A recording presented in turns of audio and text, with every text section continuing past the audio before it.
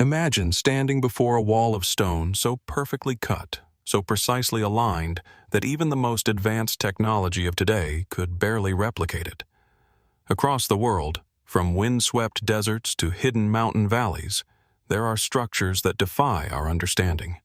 Monuments carved with such precision, colossal stones moved with apparent ease, and intricate designs that hint at knowledge lost to time. Who built them? And how did they achieve feats that seem almost impossible? These aren't just relics of the past. They are echoes of ingenuity that challenge everything we think we know about human history. Every doorway, every megalith, every shadowed chamber carries secrets that modern science struggles to explain. Some seem designed to align with the stars, others with forces we barely comprehend, and all of them provoke a simple, unnerving question. Could ancient civilizations possess skills far beyond our own? Join us as we step into these mysterious landscapes, uncovering discoveries that may forever change the way we see the ancient world. Perched atop a rocky hill overlooking the Elah Valley in modern-day Israel, Khirbet Qeiyafa rises from the landscape like a sentinel of the past. From a distance, its stone foundations and fragmented walls appear almost nondescript, a scatter of ruins among the dry, scrubby terrain. Yet, as the sunlight shifts across the jagged hilltops, shadows reveal the precise outlines of a city that once thrived here over 3,000 years ago, a city that seems, in many ways, to defy easy explanation. The walls are thick, fortified, and meticulously laid, forming a roughly rectangular shape with gateways aligned as if with careful purpose. Archaeologists have called it a fortress, a boundary against rival kingdoms, a testament to the organized society that might have once occupied this high ground. Excavations at Khirbet Qeiyafa have revealed streets, houses, and even a potential administrative center. Pottery fragments, tools, and inscriptions etched into clay offer glimpses into the daily life of its inhabitants, a civilization living on the edge of history as we know it. The most tantalizing discovery, however, came in the form of an ostracon, an inscribed pottery shard bearing what may be some of the earliest examples of Hebrew writing. Scholars argue over its interpretation. Is this a record of laws, a note of trade, or a fragment of some ritual practice long forgotten?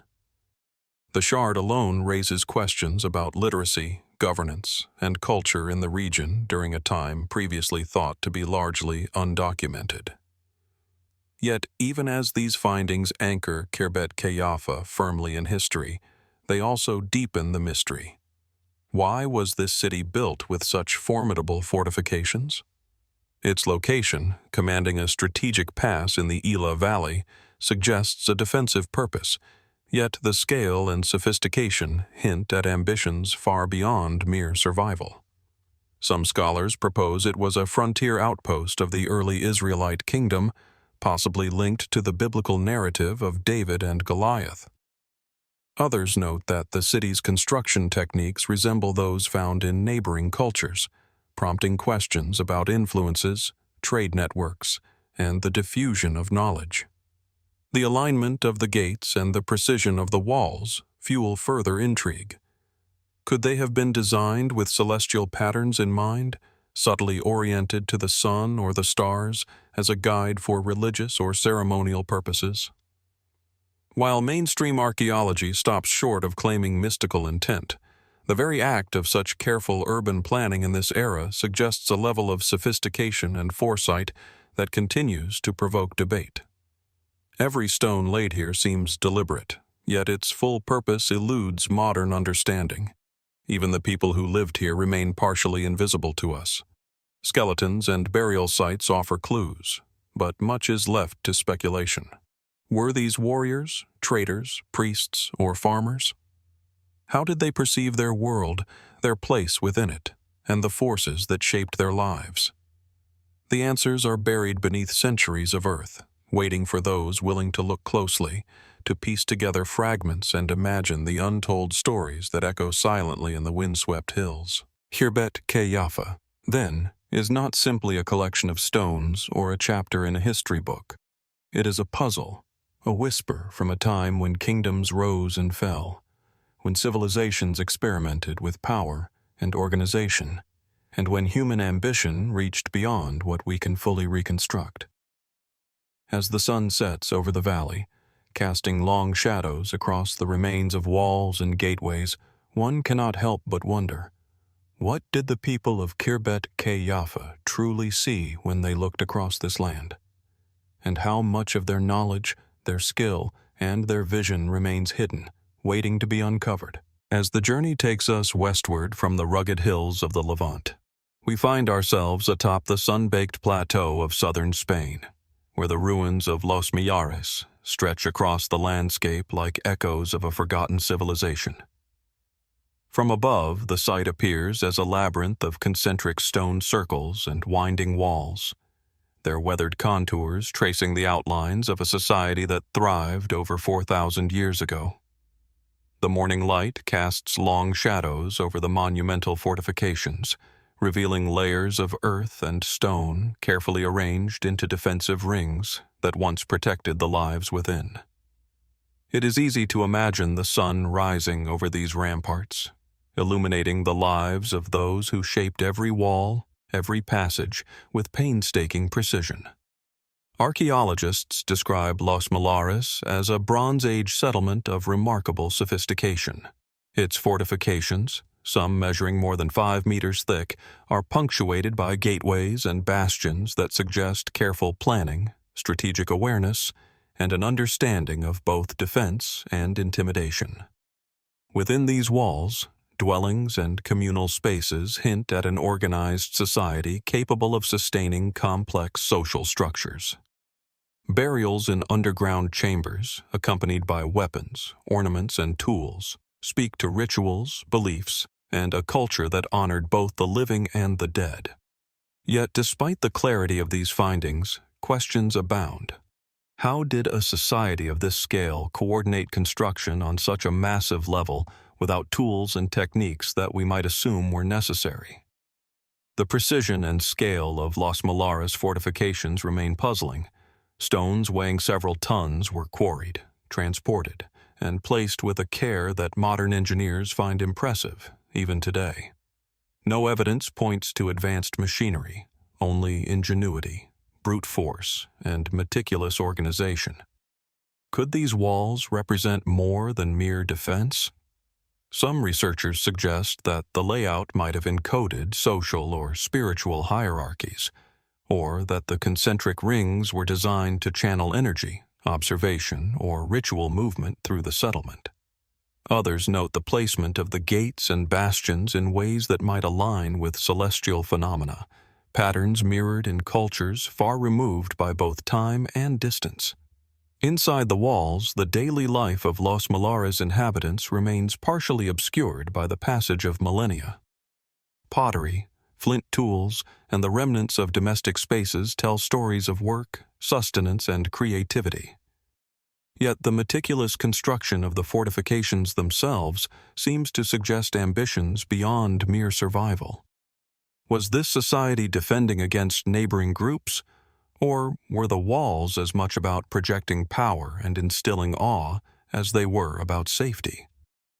And if they could achieve this level of engineering with rudimentary tools, what other knowledge, architectural, astronomical, or ritual, might they have possessed that has since been lost to time? Even the burials add layers of complexity to the enigma. Some graves contain carefully arranged skeletons with rich assortments of artifacts, while others remain stark and simple. The variation raises questions about social stratification, belief systems, and perhaps even an early understanding of the afterlife that is subtly encoded in the arrangement of stones and chambers. Scholars have debated whether these differences reflect hierarchy, spiritual practice, or some combination of both. And yet, with every excavation, every shard of pottery, the full picture remains just out of reach. teasing us with glimpses of knowledge that once flourished here but is now silent beneath the soil. Standing on the edge of Los Millares, looking down upon the concentric rings of walls and the scattered foundations within, one cannot help but sense the intention behind every stone, the labor and vision embedded into the landscape. This is a site that speaks of human ambition, ingenuity, and perhaps understanding far beyond what we might expect from a Bronze Age settlement. And yet, the questions linger. What drove these people to build such imposing fortifications, to carve their civilization into the very earth? How much did they know, and how much of that knowledge has been buried, waiting silently for discovery? Los Millares, in all its grandeur and mystery, reminds us that the past often defies easy interpretation. The walls, the gates, the burials, they are more than remnants. They are invitations. Invitations to wonder, to question, and to consider that human ingenuity, even thousands of years ago, might have reached heights we are only beginning to comprehend. From the windswept shores of Brittany, France, the island of Gavrinis emerges like a silent sentinel amid the shifting tides. At first glance, the island seems unassuming, a narrow stretch of stone and soil encircled by the sea. Yet here lies one of the most enigmatic Neolithic monuments in Europe, the Gavrinis burial cairn. Approaching it today, one is struck not by size — its mound is modest in comparison to some megalithic structures — but by the intricate artistry hidden within. The cairn, a stone-covered burial chamber, is a masterpiece of prehistoric design, its entrance guarded by a low, carefully constructed corridor, leading into a labyrinth of carved passageways that stretch into the earth like veins in living stone. Inside, the walls are adorned with a stunning array of engravings. Spirals, zigzags, lozenges, and abstract motifs cover the stone surfaces in dense, flowing patterns. Each carving appears deliberate, precise, and deeply intentional. Scholars have spent decades studying these designs, noting that no two sections of the corridor repeat the same motif.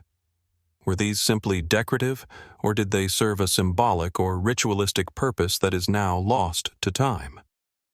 Some suggest the carvings may map celestial phenomena. Others propose they encode cosmological beliefs or ancestral stories.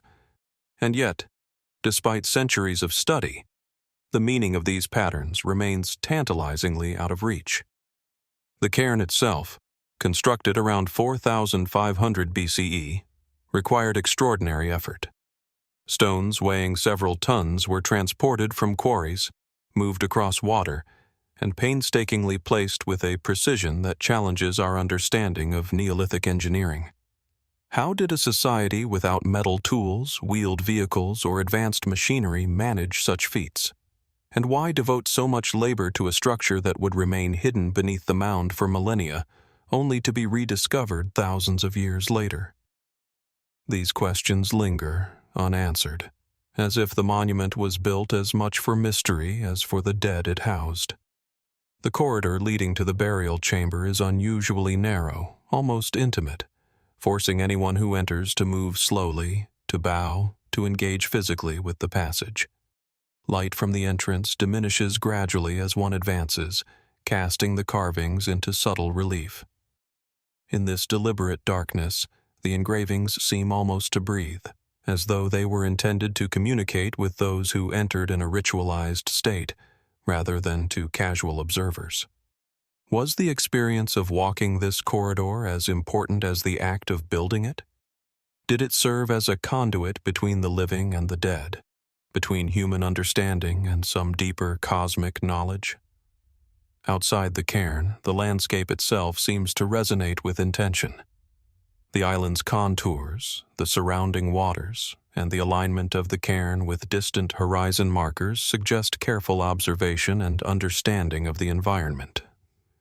Could the Neolithic builders have encoded astronomical cycles or seasonal markers into the very layout of Gavrinis? Some researchers point to potential alignments with solstices or lunar patterns, while others see echoes of similar motifs found across Western Europe, hinting at shared cultural knowledge. The connections remain speculative, yet undeniable. These stones were placed with care, with purpose, and with knowledge that we only partially grasp. Even the materials chosen for the carvings provoke questions. The stone is durable, resistant to erosion, and yet the engravings remain remarkably sharp. Did the builders select these specific stones with foresight, understanding how time would preserve their work? And the density of the motifs, sometimes covering every available surface. What drove such obsessive attention to detail? Was this the expression of devotion, power, or knowledge encoded into the stones for eternity? The burial chamber itself, simple in form but profound in intent, housed the remains of the deceased in a manner suggesting both respect and ritual. Yet, few human remains survive, leaving little concrete evidence of who these people were or the exact beliefs that guided their actions. Was Gavrinis a familial tomb, a communal shrine, or a site with spiritual significance that transcended individual lives? The evidence invites more questions than answers, drawing us into the minds and hands of those who once walked this corridor. Standing within Gavrinis, or imagining the passage through its carved walls, one is confronted with the extraordinary contrast between simplicity and sophistication, between tangible human effort and elusive symbolic meaning. Every spiral, zigzag, and lozenge is a whisper from a civilization whose knowledge and intention remain just beyond our comprehension. As we trace the lines and feel the cold weight of the stone, we are reminded that human ingenuity has always reached beyond the immediate, striving for understanding, permanence, and connection. And yet, for all we have uncovered, Gavrinis keeps its deepest secrets. Who carved these stones, and why these patterns? What knowledge guided their hands, and what beliefs animated their labor? Each answer seems to reveal new mysteries, leaving us to wonder. In the quiet of the cairn, beneath layers of earth and stone, what truths still lie hidden, waiting for those patient enough to listen? On the windswept island of Anglesey, off the northwestern coast of Wales, lies a site that has quietly endured the passage of more than 5,000 years. Bryn Celli, a Neolithic passage tomb, rises from the gentle contours of the landscape, its mound unassuming to the casual eye, yet rich with secrets waiting to be uncovered. From a distance, it appears as a simple earthen hill, blending with the rolling fields and scattered stones of the countryside. But step closer, and the mound reveals a carefully constructed passageway, a corridor of stone and earth that has preserved within it a delicate balance between human intention and natural forces, a place where time seems to fold upon itself. The tomb's passage, a narrow, carefully aligned channel of standing stones, leads inward toward a small burial chamber at its heart.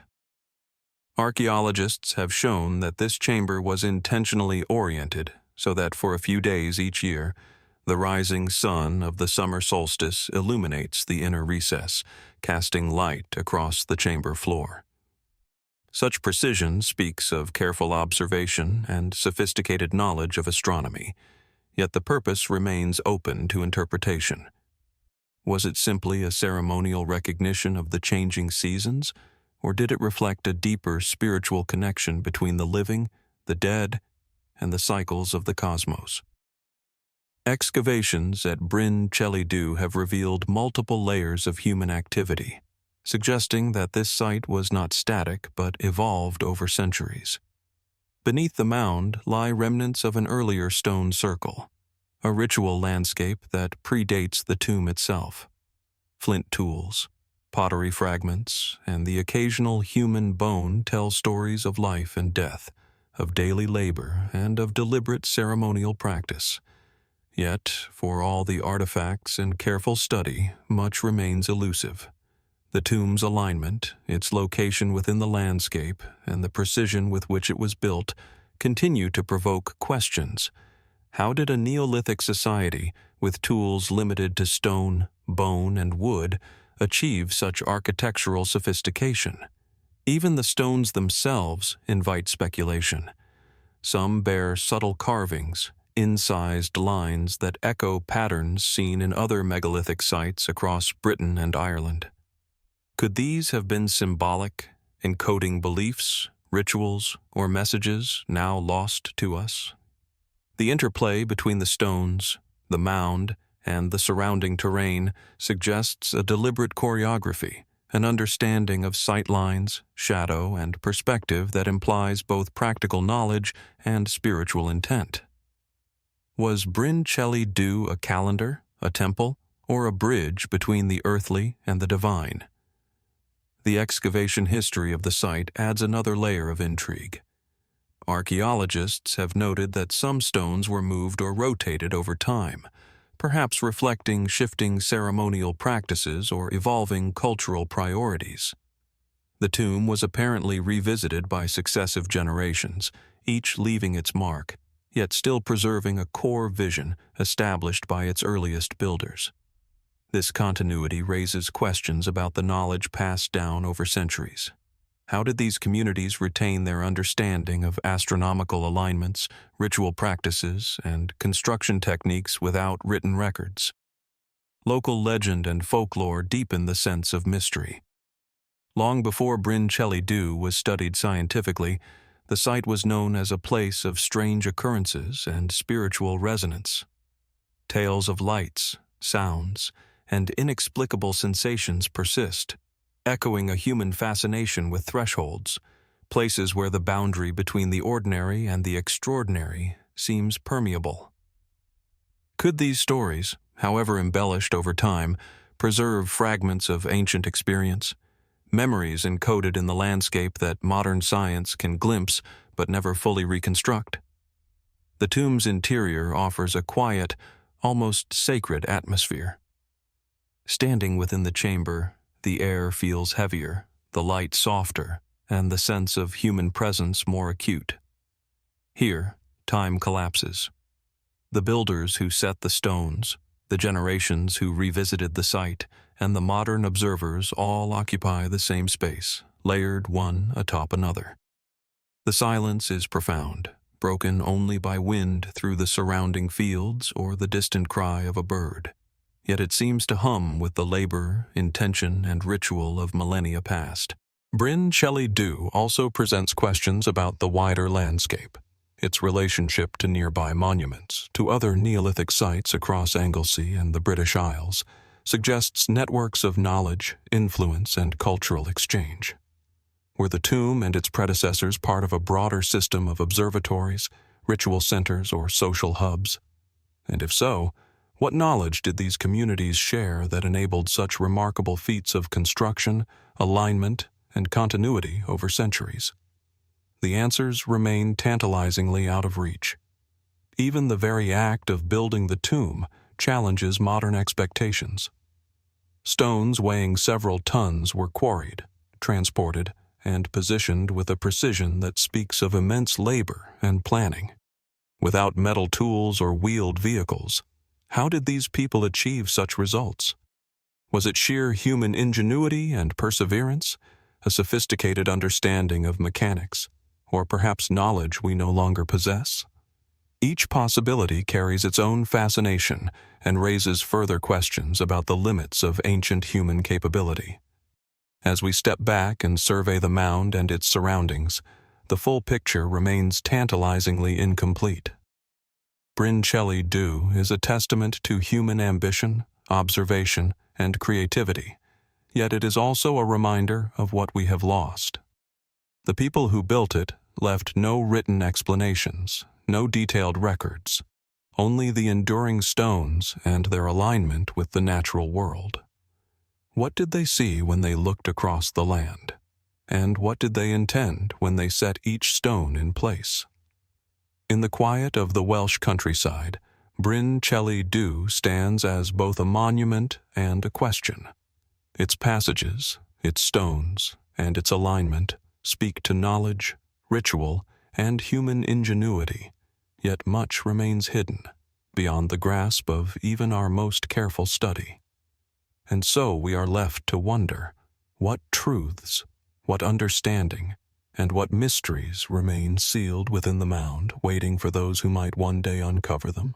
As we move further north, past the windswept landscapes of Wales and the rolling hills of Anglesey, the Scottish Highlands come into view, a land where mist clings to ancient stones, and the rhythm of time seems slower, measured not by the clock, but by the centuries that have shaped the terrain.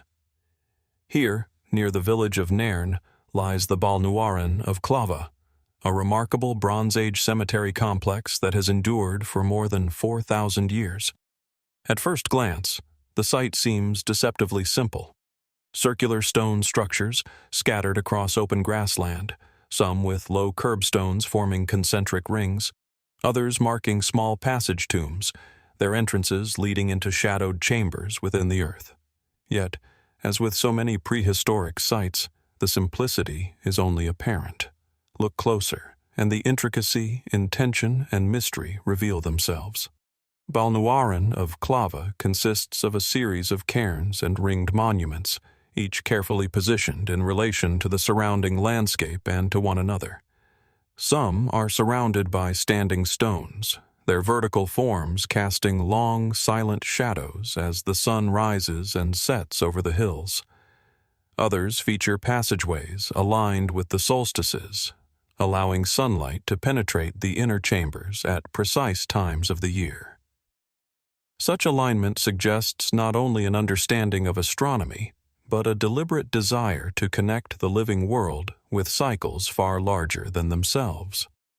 What knowledge allowed Bronze Age societies to construct these monuments with such precision, and what meaning did these alignments hold for the people who built them?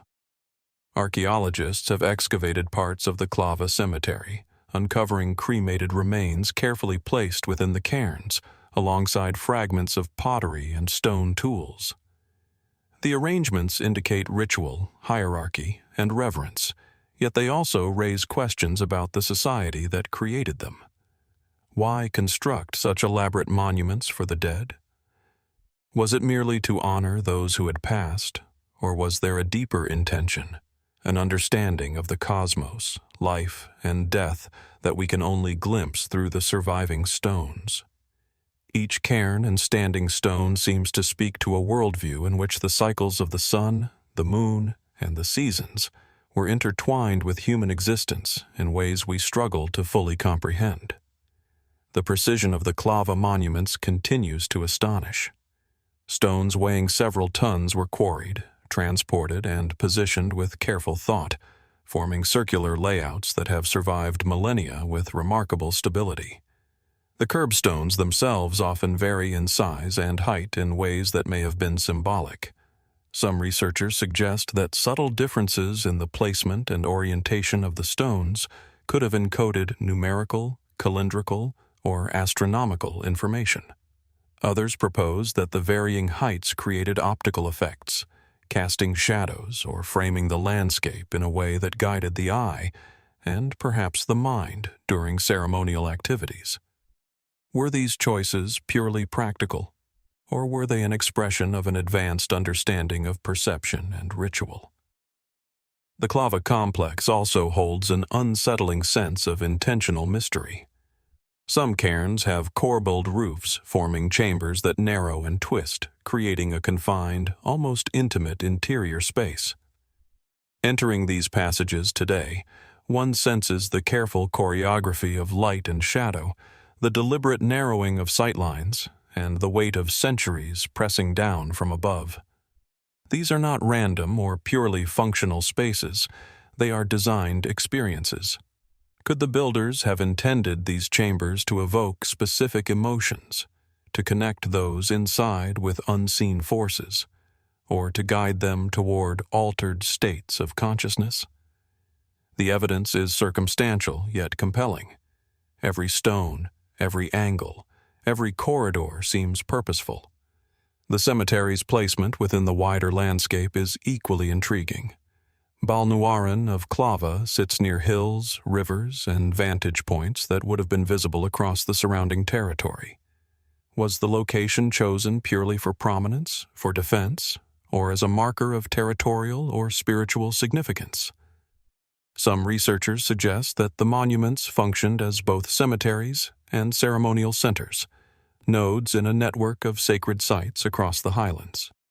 Their arrangement hints at a sophisticated understanding of geography and space, as well as a capacity to organize large groups of people around shared ritual practices. And yet, despite centuries of study, the precise intentions behind these choices remain elusive.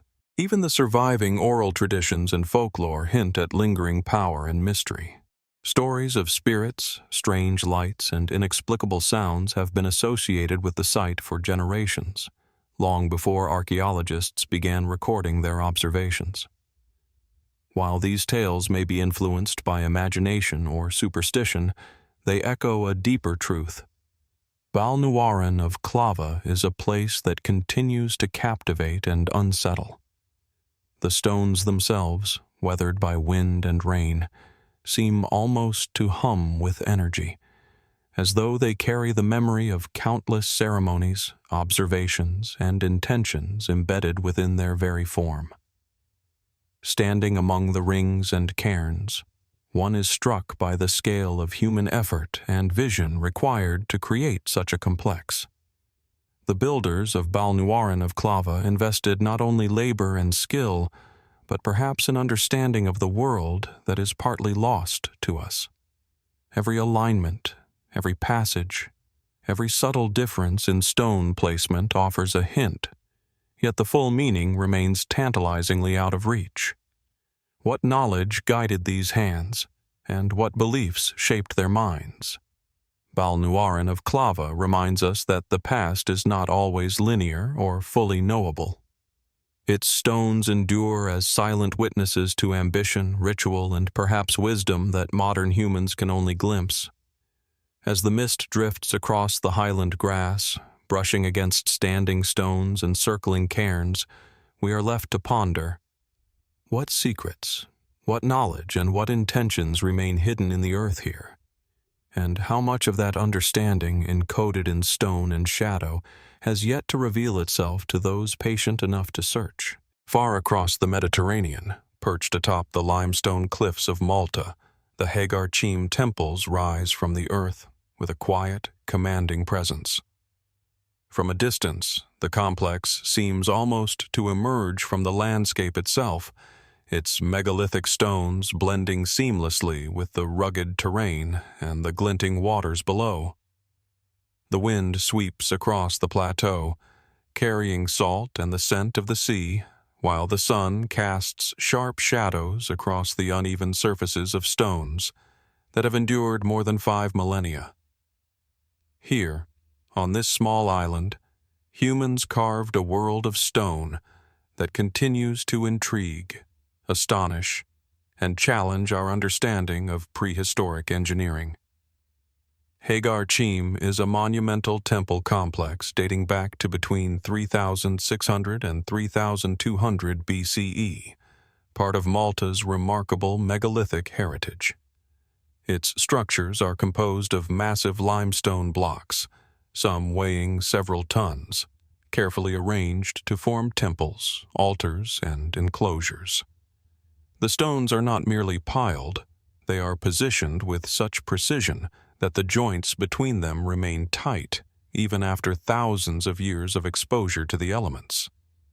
Archaeologists note the sophistication of these constructions. Curved walls, intricately carved altars, and carefully aligned passageways suggest deliberate planning, mathematical understanding, and remarkable architectural skill. But beyond the technical achievements lies the greater mystery. Why were these temples built, and what knowledge guided their construction? The layout of Hagar hints at a connection with the cosmos. Certain stones and chambers are aligned with the solstices, allowing sunlight to penetrate the inner sanctuaries at specific times of year. During the summer solstice, for instance, Light falls directly across the entrance and illuminates the temple's inner recesses, an effect that could not have been accidental. Were these alignments part of agricultural or seasonal rituals, marking the passage of time for the community? Or were they expressions of a spiritual understanding, connecting humans with celestial cycles in ways that may now be lost to us? The precision with which these alignments were achieved raises profound questions. How could a society without modern instruments, metal tools, or advanced mathematics orchestrate such a feat with such consistency? Inside the temples, the artistry continues to captivate. The stones are adorned with carvings of spirals, concentric circles, and abstract motifs that echo patterns found across Europe and the Mediterranean, suggesting shared cultural or symbolic languages. Some carvings resemble animals or stylized human figures, though their exact meaning is uncertain. Did they serve as markers of ritual significance, representations of deities, or symbolic maps of the natural and spiritual worlds? Every line, curve, and indentation hints at a culture deeply attuned to both the material and symbolic dimensions of existence. And yet, despite careful study, their full meaning eludes us, preserved only in stone and in the imagination of the builders. The construction itself continues to provoke questions. Stones weighing many tons were quarried, transported across uneven terrain, and erected with a precision that would challenge even modern engineers. Without cranes, pulleys, or advanced machinery, how did the builders achieve such monumental feats? Some suggest sophisticated understanding of levers, ramps, and teamwork, while others speculate about knowledge or techniques that may have been lost entirely. Could these temples represent not just ritual spaces, but repositories of technological insight now buried beneath the millennia? Surrounding Hagar Qeim, the landscape adds further intrigue. The temples overlook valleys, cliffs, and the horizon, suggesting careful selection of their location. The site may have been chosen for both its visibility and its symbolic resonance, a place where earth meets sky, land meets sea, and the human world intersects with forces beyond human control. In this context, the temples appear not as isolated constructions, but as integral components of a larger, intentional landscape, one that communicates with observers in ways that are still partially hidden. Archaeological discoveries within the temples provide additional glimpses into the lives of those who built them. Fragments of pottery, figurines, and ritual objects indicate ceremonies of considerable complexity, perhaps related to fertility, life cycles, or community cohesion. Yet, even with these tangible clues, the deeper significance remains elusive. Were the temples designed primarily as ritual centers, as observatories, or as monuments of power and influence? Or could they have combined all these functions, simultaneously practical, spiritual, and symbolic? Standing among the towering stones of Hagar Qeim today, it is difficult not to feel a sense of awe. Each megalith, each carved motif, each carefully aligned passage speaks of human ingenuity and intention far beyond what we might expect from a society so long past. Yet for all the evidence, the temples retain their mystery. Their builders left no written records, no explanatory inscriptions, only the enduring stones themselves as testimony to their knowledge, skill, and perhaps their vision of the cosmos. As the sun dips toward the horizon, casting a warm glow across the temple walls and the surrounding landscape, one cannot help but sense that Hagar Qeim still guards secrets. What did the people of Malta understand about their world that we cannot fully grasp today? How much knowledge, how much ritual, and how much intention are encoded in these stones, waiting for those patient enough to uncover it? And perhaps most importantly, what might this ancient civilization have known? Knowledge and capabilities that, even now, seem far beyond what we could achieve. Hagar Qeim, in all its silent grandeur, invites us to reflect, to question, and to imagine. The temples are more than ruins. They are a challenge to our assumptions about human history, a reminder that the ingenuity of our ancestors often transcends the limits we impose on them. And in that quiet, windswept landscape, the stones continue to speak, waiting for those who listen carefully enough to hear the echoes of a civilization both remarkable and mysteriously elusive. Deep within the dense, verdant expanse of the Amazon basin, along the winding banks of the Curuá River in northern Brazil, the Monte Alegre rock shelters rise from the landscape like silent guardians of a vanished past. From a distance, the cliffs appear unremarkable, sheer walls of reddish sandstone, weathered and pockmarked by centuries of wind and rain. Yet, as one draws closer, the details emerge. Shallow caves and overhangs, some extending tens of meters, sheltering walls densely covered with prehistoric paintings and carvings. These images, vibrant and enduring, are not merely decorative. They are windows into the lives, beliefs, and mysteries of people who lived here over 10,000 years ago, in a world vastly different from our own. The Monte Alegre shelters are remarkable both for their scale and their preservation. Archaeologists have uncovered thousands of pictographs, depictions of animals, human figures, geometric patterns, and enigmatic symbols, painted in ochre, red clay, and charcoal. Many of the figures seem to capture movement, hunting scenes, ritual dances, and interactions between humans and creatures that may now be extinct. Yet alongside these recognizable forms are abstract patterns whose meaning continues to elude researchers. Were these symbols simply artistic expressions, or did they convey deeper knowledge, perhaps representing astronomical observations, spiritual beliefs, or communal memory encoded in imagery? The shelters themselves suggest careful selection and understanding of the environment. Each overhang provides protection from the elements, yet the positioning also allows sunlight to reach particular areas at different times of day, highlighting specific images in ways that may have been intentional. Could the interplay of light and shadow have been part of a ritual experience, designed to evoke awe or to mark specific temporal events? The precision of this interaction hints at a sophisticated awareness of both natural cycles and human perception, a knowledge that seems astonishing for a culture without written records or advanced tools. The artifacts found within the shelters add further layers to the enigma. Stone tools, pottery fragments, and traces of fire pits reveal domestic activity, while burial sites indicate complex social practices. Yet, it is the pictographs that remain most compelling. Some depict animals such as tapirs, jaguars, and deer with an anatomical accuracy that suggests careful observation. Others are more abstract, concentric circles, spirals, and interlocking shapes whose meaning is still debated. Are these representations of the natural world, maps of territory, or symbols of ritual and cosmology?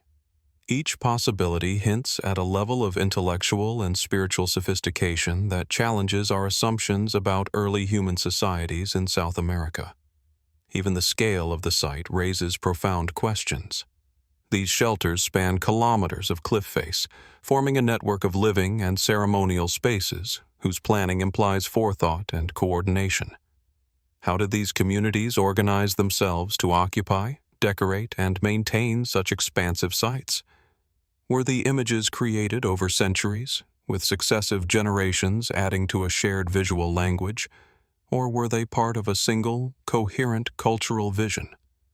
And if so, what knowledge and traditions were transmitted across generations to ensure the continuity of style, technique, and meaning? Natural processes add further intrigue. Some of the paintings appear to align with features of the landscape or with patterns of sunlight at certain times of year, suggesting a possible connection to seasonal cycles, hunting schedules, or ritual observances. Others incorporate seemingly deliberate distortions or exaggerations, elongated figures, exaggerated limbs that might indicate symbolic meaning or a way to encode knowledge beyond literal representation. Could these artistic choices represent an early form of storytelling, a mnemonic device, or even a proto-scientific system for understanding the world? The isolation of Monte Alegre, deep within the Amazon, has preserved these images remarkably well, yet it also adds to the sense of mystery. These were people working in a vast, challenging environment, creating art and ritual spaces that endure millennia later, often in ways that modern humans can scarcely replicate. What drove them to invest such labor, skill, and insight into these shelters? Was it survival, devotion, expression, or a combination of all three? And what might these paintings reveal about their worldview, their understanding of the universe, or their capacity to encode knowledge in ways that transcend generations? Standing beneath the sandstone overhangs, tracing the lines of ochre on rock, one senses a dialogue across time. The hands that painted these images are long gone, yet their intent, observation, and creativity remain palpable. Each figure, symbol, and pattern speaks of a society that understood its environment, its place in the cosmos, and the power of collective memory. And yet, the full meaning of Monte Alegre remains tantalizingly out of reach. The shelters challenge our assumptions about what ancient people could accomplish. They force us to reconsider not only the ingenuity of prehistoric societies, but also the breadth of their knowledge encoded in rock, preserved against the elements, waiting silently for discovery. As we move among the cliffs, the wind through the trees and the distant roar of the river remind us that this is a living landscape, once inhabited, still resonant, and still guarding secrets. Monte Alegre is more than an archaeological site. It is a testament to human observation, creativity, and understanding in an era long before modern technology. It invites us to ask, what else might these early societies have known? What skills and insights did they possess? And how much of their wisdom has been lost to time? In the shadows of the cliffs, beneath the painted images, these questions linger, waiting for those patient enough to seek them out, and for those willing to confront the possibility that human ingenuity has always been far greater than we often assume. In the quiet countryside of western France, near the banks of the Bougon River, a series of low earthen mounds rise from the landscape, blending almost imperceptibly with the gentle undulations of the terrain. At first glance, these tumuli may seem modest, unassuming relics of an ancient past. Yet beneath the grass and soil lie some of the most enigmatic burial structures of Neolithic Europe. The Tumulus of Bougon, a complex of monumental mounds that has stood largely intact for over 6,000 years. From the outside, they are simple earthen forms, circular and modest in height, but step closer, and the depth of human ingenuity and mystery becomes evident.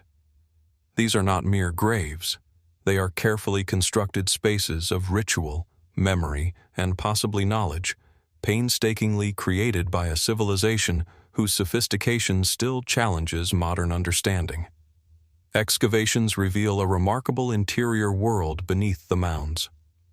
Chambers lined with stone contain multiple burials, often arranged with deliberate care. Skeletal remains lie alongside polished stone axes, pottery fragments, and other artifacts that suggest a culture deeply concerned with ritual, ancestry, and perhaps cosmology. Some chambers appear almost maze-like, with stones placed to create narrow corridors, chambers, and alcoves, guiding movement through the space in ways that may have been significant to ceremonies or the experience of the living.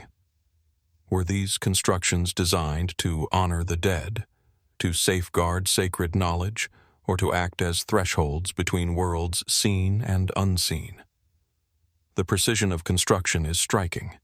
Stones weighing several tons were quarried, transported, and carefully positioned with an expertise that suggests an intimate understanding of material properties, leverage, and balance. The chambers are remarkably durable, with inner spaces maintaining structural integrity across millennia. How did a Neolithic society, without metal tools or wheeled transport, accomplish such feats with such regularity and sophistication? The answer may lie partly in human ingenuity and communal labor, but the scale and precision continue to provoke questions about lost techniques or knowledge that modern archaeologists can only speculate upon. The arrangement of the Bougon tumuli within the landscape is equally intriguing.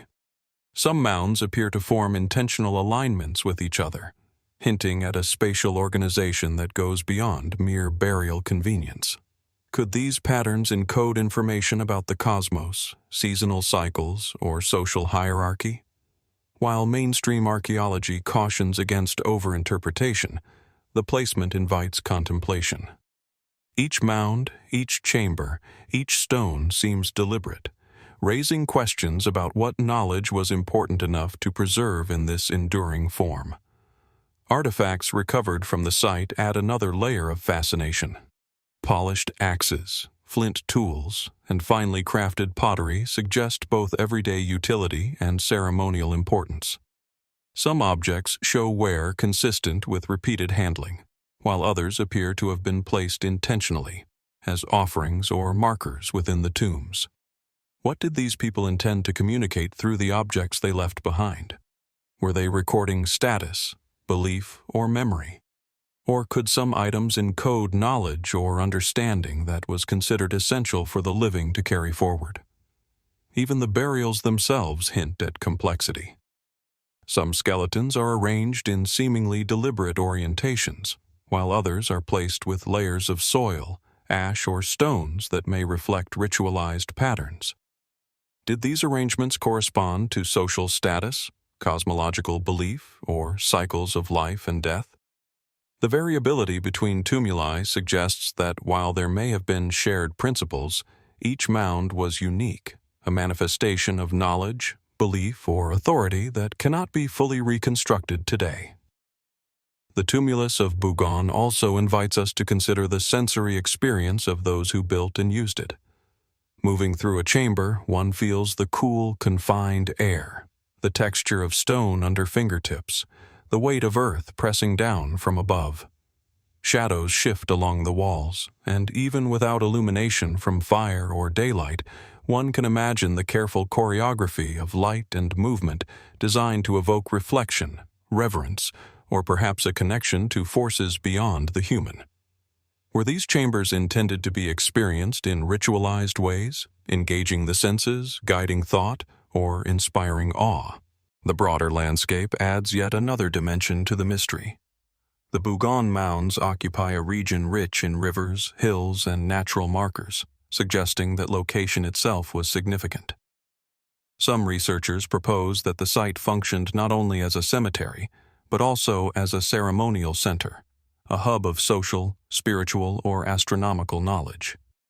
Were the mounds part of a network of sacred spaces across western France, coordinated to mark time, territory, or celestial events? Or were they expressions of a local community's beliefs, reflecting a worldview now almost entirely lost? Even after centuries of study, the tumulus of Bougon continues to defy easy explanation. Its stones, chambers, and artifacts speak to human skill, observation, and ritual, yet their full meaning remains tantalizingly out of reach. The people who built these mounds left no written records, only enduring stone and soil, crafted with intent and precision. How much knowledge, what understanding of the natural world or the cosmos is encoded in these forms? And what might still lie hidden, waiting for those patient and perceptive enough to uncover it?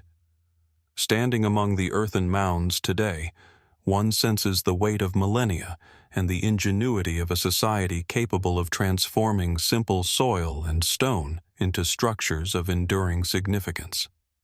Each chamber, each artifact, each deliberate alignment is a testament to human creativity, observation, and perhaps knowledge that surpasses what we often assume of ancient peoples. And yet, the Bougon tumuli retain their secrets, inviting us to wonder, what else might this civilization have known, and how much of their understanding remains concealed beneath layers of earth and time? Far across the deserts and savannas of Mali, A dramatic cliff line rises from the earth, stretching over 150 kilometers in length and plunging hundreds of meters into the valleys below. This is the Bandiagara Escarpment, a towering sandstone formation that seems almost otherworldly in scale and presence. From a distance, it appears as a natural fortress, its ochre walls catching the sunlight and casting deep shadows across the landscape. Yet the true wonder lies not only in the geology, but in the evidence of human habitation that clings to its vertical faces. A complex series of dwellings, granaries, and ceremonial structures carved directly into the rock over a span of more than a millennium. The structures of the Bandiagara Escarpment are extraordinary both for their location and their ingenuity. Built by the Dogon people and their ancestors, many of these cliffside homes and storage chambers seem to defy gravity. Some are accessible only by narrow ledges or carved stairways, others perched precariously atop jutting rock formations. Archaeologists and anthropologists alike have marveled at the precision and daring of their construction. Massive stones transported across difficult terrain, carefully fitted together to create stable walls, roofs, and enclosures, all while contending with the verticality and natural irregularities of the escarpment itself. How did these ancient builders conceptualize, plan, and execute such feats without modern engineering tools? The placement of the dwellings and ceremonial sites is no less remarkable.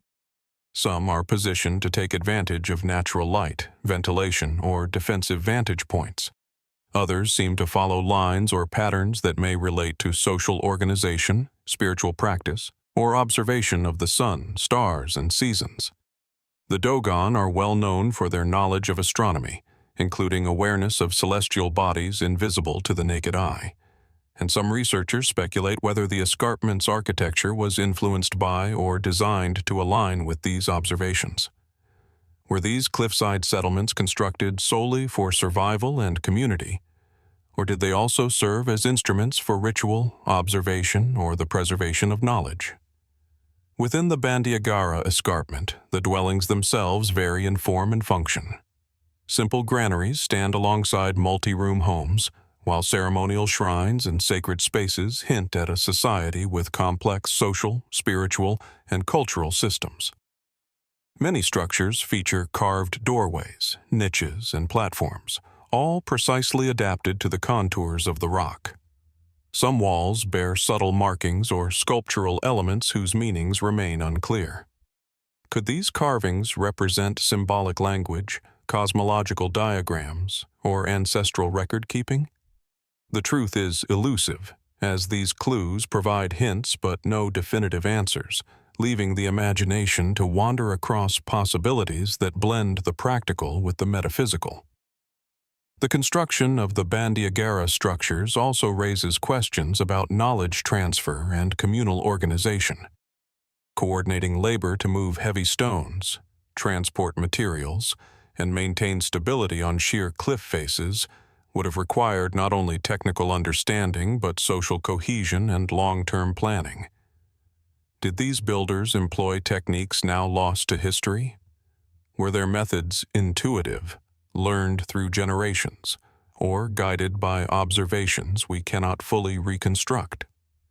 Each wall, each terrace, each roof stands as a testament to a sophisticated interaction between human ambition and the unforgiving natural environment.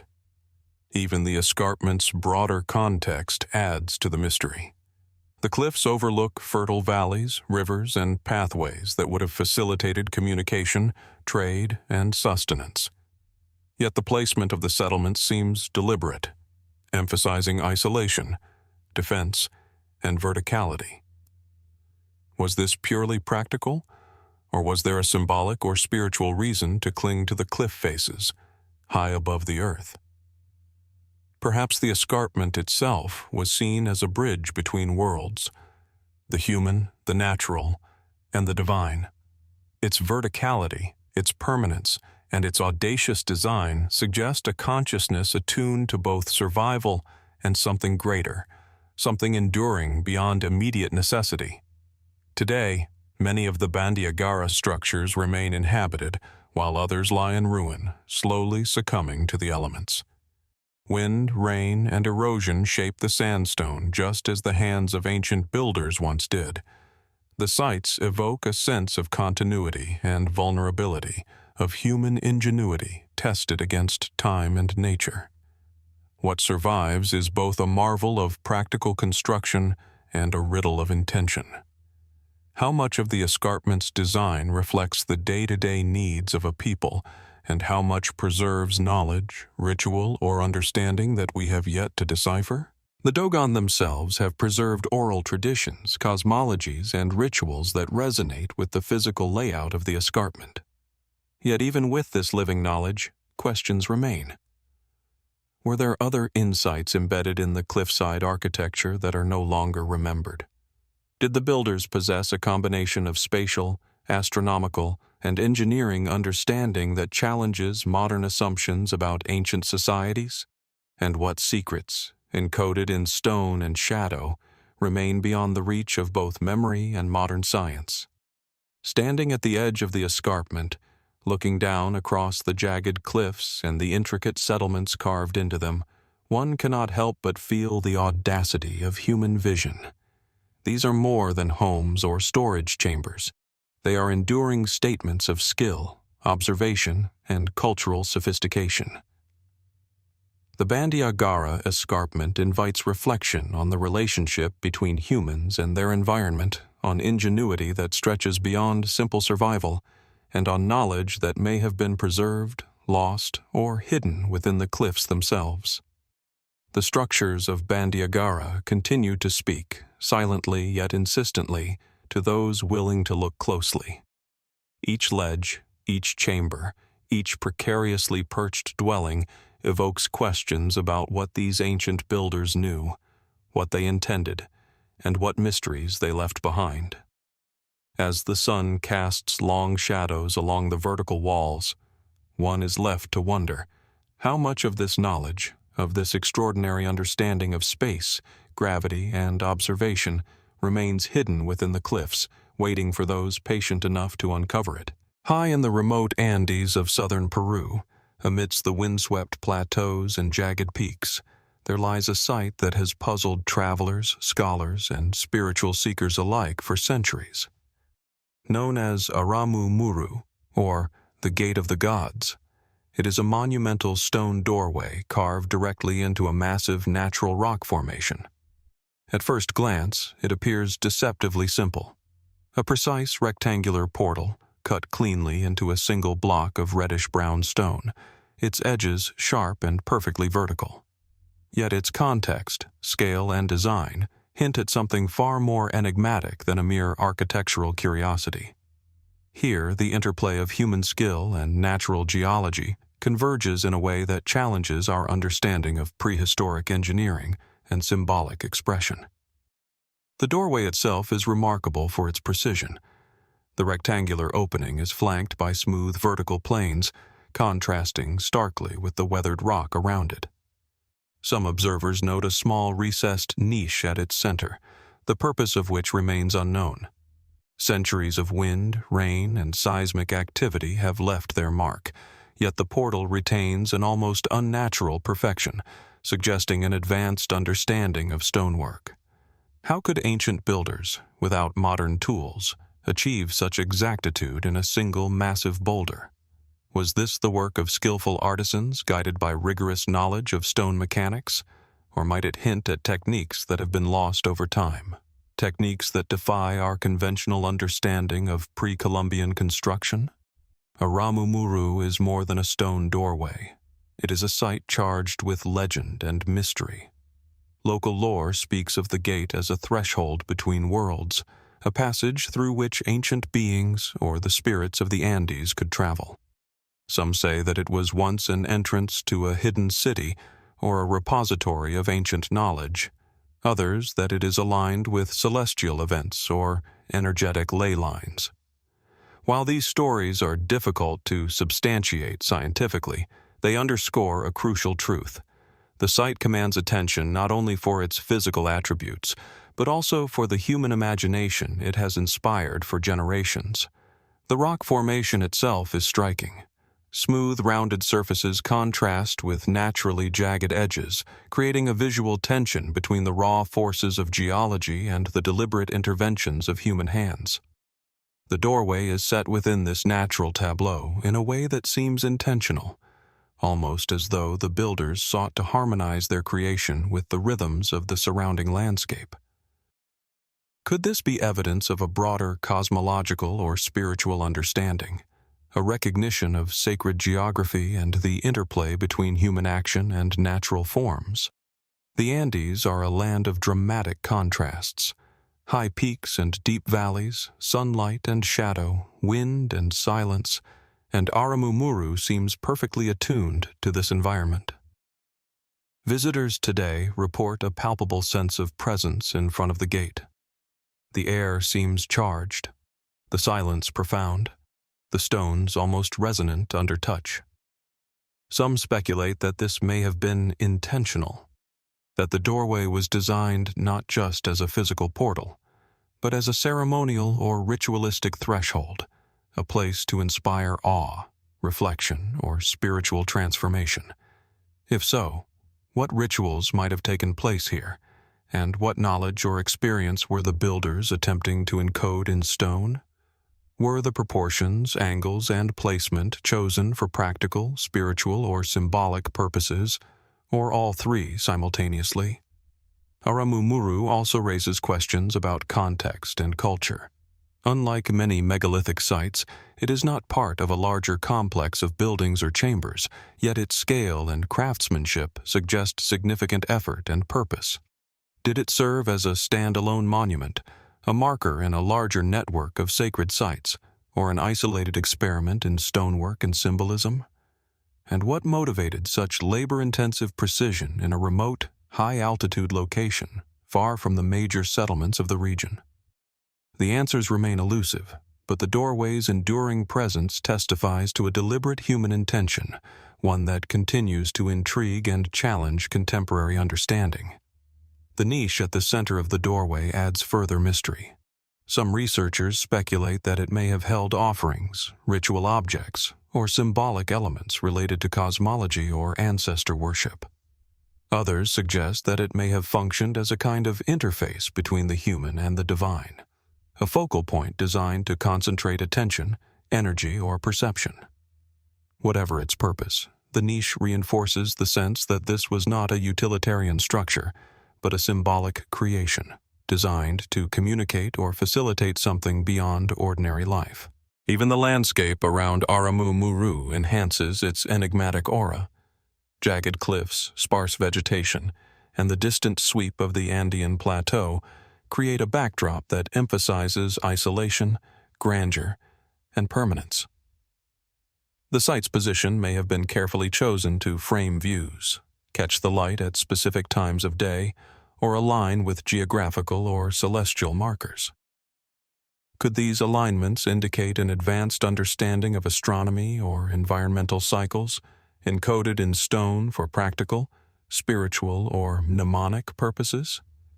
Or were they intended to evoke contemplation, awe, or an encounter with the sublime? Standing before the gateway, one cannot help but feel the convergence of human ingenuity and mystery. The doorway is simple in form, yet profound in implication, a silent witness to human effort, intention, and curiosity across the centuries. Its precision, its placement, and the legends that surround it all suggest knowledge and capability far beyond what we might expect of prehistoric builders in the Andes. And yet, despite study and speculation, Aramu Muru retains its secrets. As the wind sweeps across the plateau and the sun casts long shadows against the stone, the question lingers. What was this doorway meant to be? A ceremonial portal, a marker of knowledge, or a threshold between worlds? What understanding guided the hands that carved it, and what insight did they hope to leave behind? Aramu Muru endures as both a monument and a mystery, inviting us to reflect, to imagine, and to wonder what remains hidden in the high Andes, waiting for those bold enough to explore the boundaries of human capability and perception. On the slopes of Mount Lawu, in the heart of central Java, Indonesia, there lies a temple unlike any other in Southeast Asia. Candi Sukuh, perched on a rugged plateau at the edge of the forest, emerges from the mist with a striking and almost surreal presence. Unlike the grand, soaring temples of Borobudur or Prambanan, Sukuh is compact, geometric, and intimate. Its terraces, pyramidal structures, and carved reliefs arranged in a way that feels both deliberate and enigmatic. From a distance, the temple seems to rise organically from the volcanic rock beneath it, a fusion of natural and human-made forms, as if the mountain itself had sculpted the stones into a ceremonial space. Dating to the late 15th century, Candi Sukuh is among the final major Hindu temples built on Java, yet it breaks sharply with the stylistic conventions of its time. Its terraces are steep and narrow, leading the visitor upward toward a central pyramid that dominates the site. The carvings and reliefs are strikingly explicit, depicting human figures, fertility symbols, and esoteric scenes that defy easy interpretation.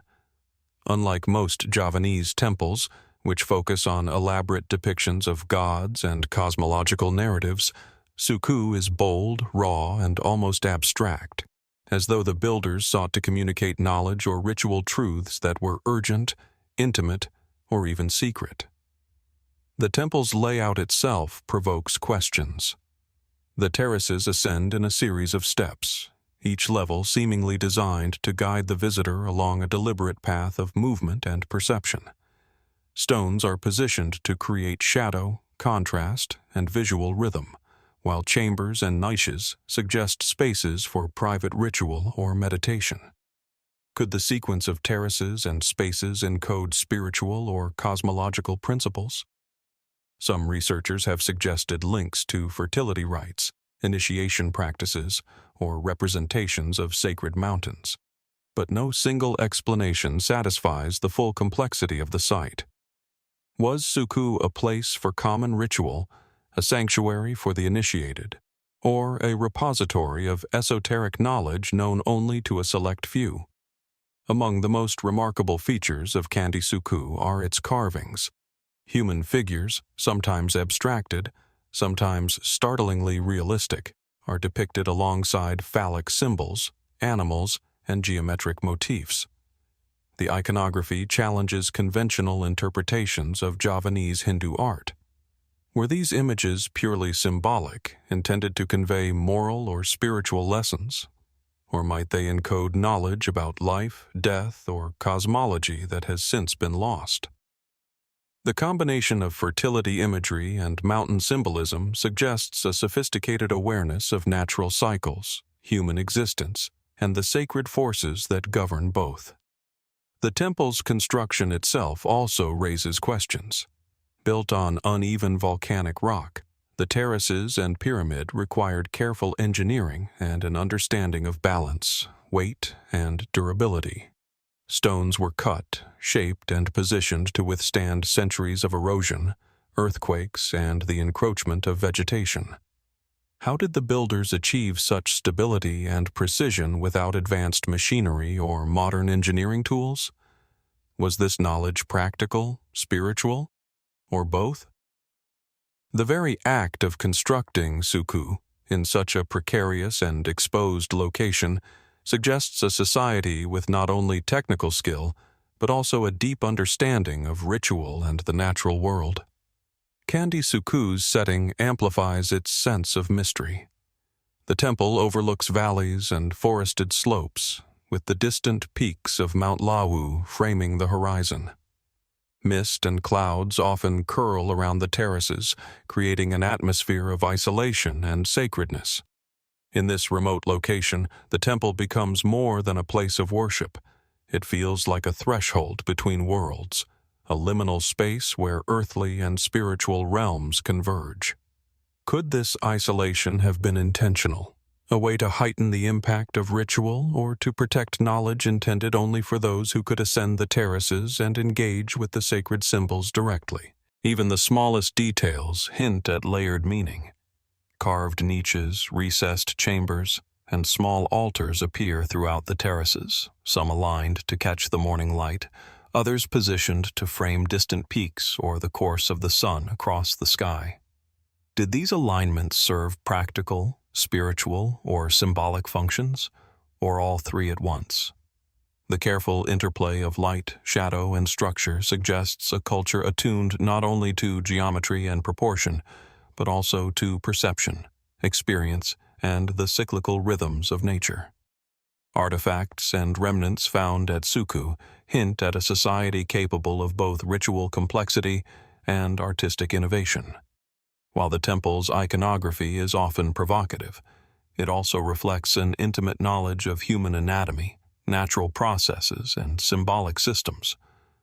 The combination of practical construction, precise placement, and evocative imagery suggests a civilization that sought to encode knowledge in stone, knowledge about life, death, fertility, and the cosmos, preserved for those patient enough to understand it.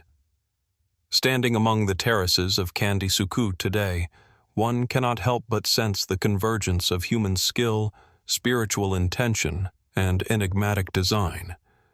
The temple is a testament to ingenuity, perception, and knowledge that extends beyond what conventional history can fully explain. Each carved stone, each aligned chamber, and each deliberate terrace invites contemplation.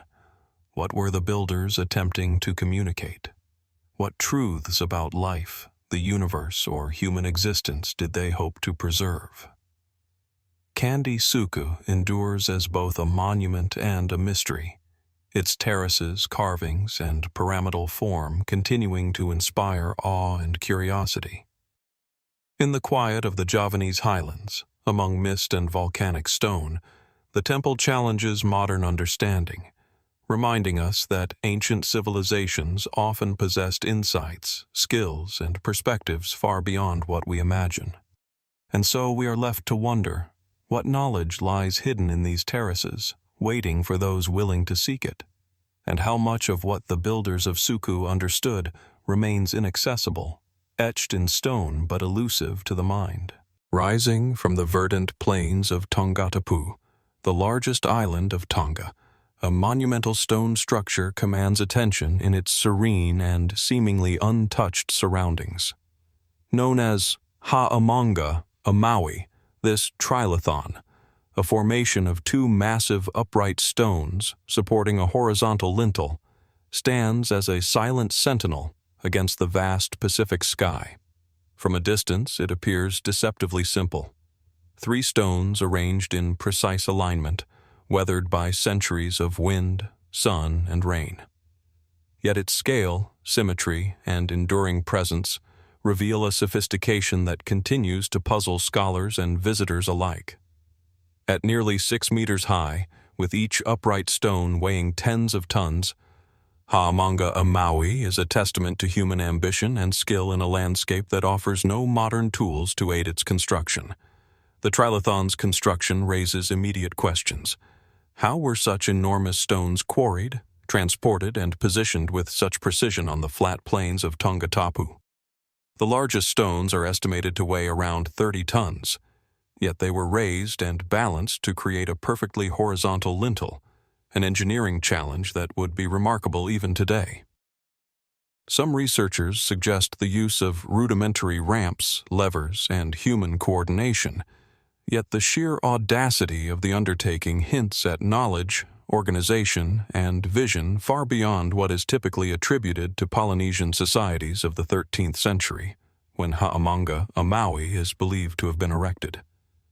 Could the builders have possessed techniques or understanding now lost to time, skills passed through oral tradition but no longer practiced?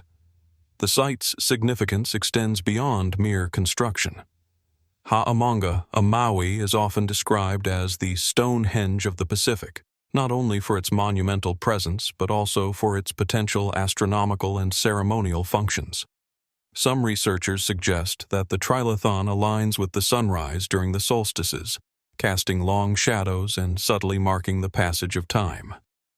If true, this would imply not only technical skill but also an understanding of celestial cycles, observation, and the integration of astronomy into daily life and ritual. Was the Trilithon a calendrical instrument, a sacred marker, or both? And if so, how was such knowledge developed and preserved in a culture without written records? The surrounding landscape enhances the mystery.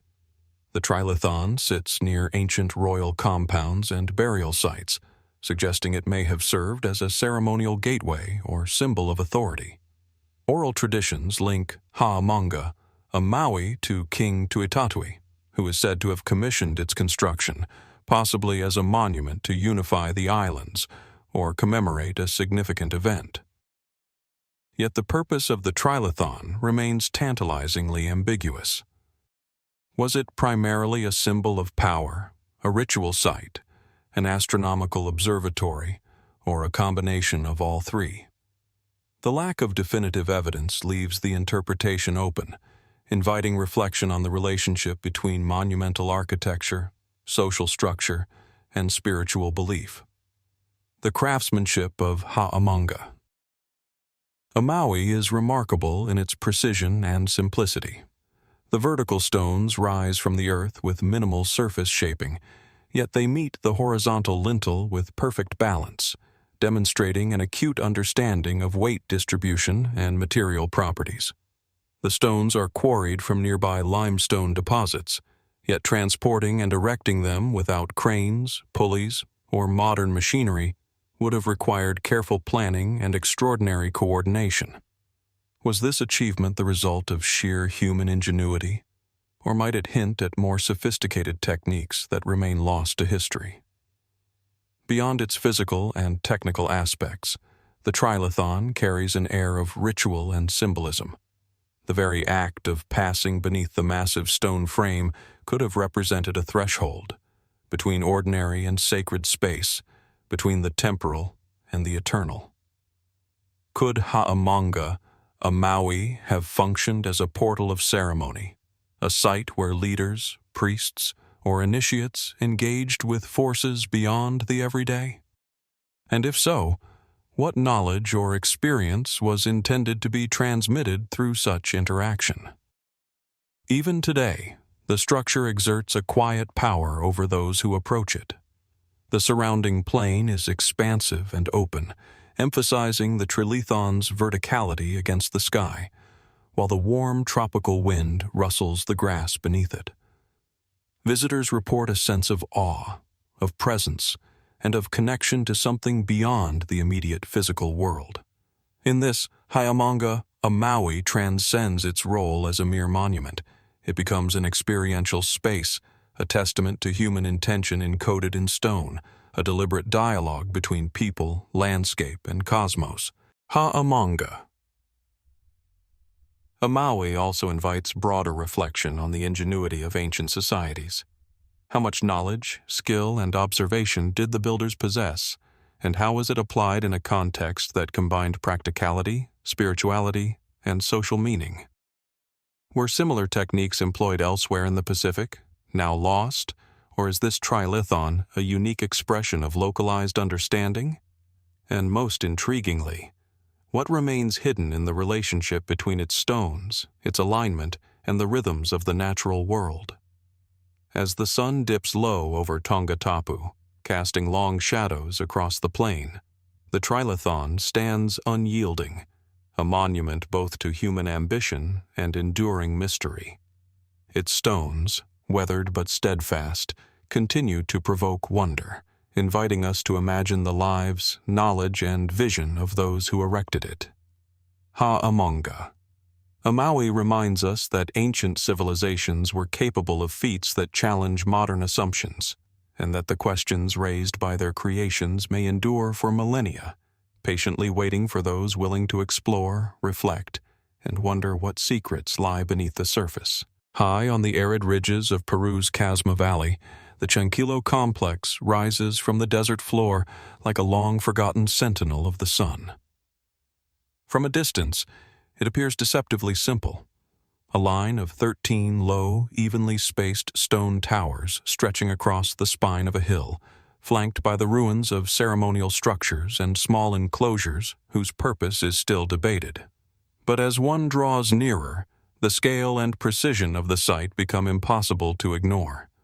Each tower, carved from the local stone, is remarkably uniform in height and width, and their alignment with the rising and setting sun across the year is startlingly exact.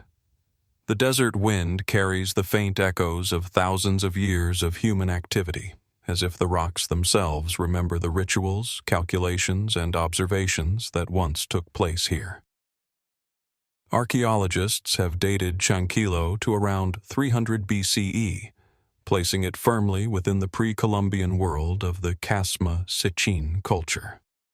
Yet even with this temporal placement, the sophistication of the site astonishes modern researchers. The 13 towers, spanning approximately 300 meters along the ridge, are understood to function as a solar observatory, a precision calendar etched in stone. Each day, the sun would rise or set in alignment with a particular tower, allowing ancient observers to track the solar year, the changing seasons, and perhaps even to anticipate agricultural cycles. In a landscape that is stark and unforgiving, the ability to predict the seasonal rains and the timing of planting and harvesting could mean the difference between survival and scarcity. Standing atop the ridge, looking down the line of towers toward the horizon, one can almost imagine the ancient priests or astronomers tracing the sun's path, marking its progress with careful attention. And yet, for all the technical understanding this implies, Chankillo is more than a tool for agriculture. The layout, the ceremonial enclosures, and the way the towers interact with the surrounding landscape suggest a culture deeply invested in the rhythms of the cosmos. The sun was not merely a light in the sky, it was a force to be honored, observed, and perhaps even communicated with. The precision of Chankillo continues to baffle researchers. How did a society that existed over 2,000 years ago manage to align these towers with such accuracy without the benefit of telescopes or modern instruments? Scholars point to careful observation and painstaking trial and error, noting that over time, subtle errors in alignment would have been corrected by those who used the observatory daily. Yet the question lingers. Why go to such lengths? Was this purely practical? A sophisticated calendar for agricultural needs? Or did the towers serve a symbolic purpose as well, marking the power of the elite or connecting the earthly and celestial realms? Beyond the practical and ceremonial explanations, Chankillo has invited more speculative interpretations. Some researchers have suggested that the site may have been used for ritualistic or astronomical practices that we no longer understand, perhaps even functioning as a solar temple where the movements of the sun were closely tied to religious or spiritual observances. Others have noted subtle patterns in the landscape and alignments that hint at knowledge of phenomena beyond the solar cycle, patterns that some claim could indicate an awareness of lunar cycles, planetary positions, or even eclipses. These theories remain highly debated, but they underscore the sense of mystery that surrounds Chankillo. Walking along the line of towers today, one can still feel the deliberate geometry of the place. Each stone seems to whisper of careful planning, of generations observing and recording the sun's journey. Unlike more monumental structures such as the pyramids or Stonehenge, Chankillo is understated, almost fragile in its desert isolation. Yet it possesses a quiet authority, a reminder that technological and astronomical knowledge need not be grandiose to be profound. The simplicity of stone, arranged with such care and foresight, speaks volumes about the intelligence and ingenuity of its creators. The desert itself seems to participate in the mystery. In the early morning, when the sun first touches the tops of the towers, shadows stretch like fingers across the sands, marking time in a silent, rhythmic pulse. In the evening, the descending sun paints the ridge with an orange glow, and the towers cast long silhouettes that shift imperceptibly from day to day, month to month. Visitors often describe a sense of awe, not just at the engineering but at the human capacity to connect so intimately with the cosmos. What must it have been like to live here, to chart the sun, and to build a calendar so precise it could endure millennia in this remote landscape? Despite decades of study, much about Chankillo remains unresolved. The exact methods used to determine the alignments, the full scope of astronomical knowledge it encoded, and the deeper cultural significance of the site are still open questions. Even today, modern technology, satellite imagery, 3D scanning, and astronomical modeling can only approximate what those ancient observers experienced. And in that uncertainty lies the enduring fascination of Chankillo. It is at once a monument to human ingenuity and a riddle suspended in time. As we leave the ridge behind, the 13 towers receding into the desert horizon, we are left with a lingering question. Did the people of Chankillo merely observe the sun, or did they in some way commune with it? What knowledge did they possess that was lost with the passage of time, and how much of it can we hope to recover? The sun continues its eternal journey across the sky, indifferent to our curiosity, yet at Chankillo, its path is immortalized in stone, a silent witness to a civilization whose wisdom still eludes full understanding. Amid the undulating plains of Western Africa, where the savanna stretches toward the horizon in waves of gold and green, an enigmatic landscape quietly holds its secrets. Here, in the borderlands between Senegal and the Gambia, lie thousands of ancient stones, arranged in circles, rows, and scattered formations, stretching across hundreds of square kilometers. From a distance, they might appear as simple remnants of forgotten structures, weathered by centuries of sun, wind, and rain. Yet, as one approaches, the enormity and complexity of the site become impossible to ignore. Each stone, from small, unassuming slabs to towering monoliths, is deliberately placed, forming geometric patterns that hint at a purpose long lost to time. The stone circles of Senegambia are among the most significant megalithic sites in Africa. Estimates suggest that over 1,000 individual sites exist, containing tens of thousands of standing stones. Radiocarbon dating places many of these stones between the 3rd century BCE and the 16th century CE, a period spanning over a millennium. Scholars believe the circles were used as burial sites, ceremonial centers, or markers of social and political power. Excavations have revealed skeletal remains, pottery fragments, and beads, indicating that these stones were more than mere boundary markers. They were intimately connected to the lives, deaths, and rituals of the communities that erected them.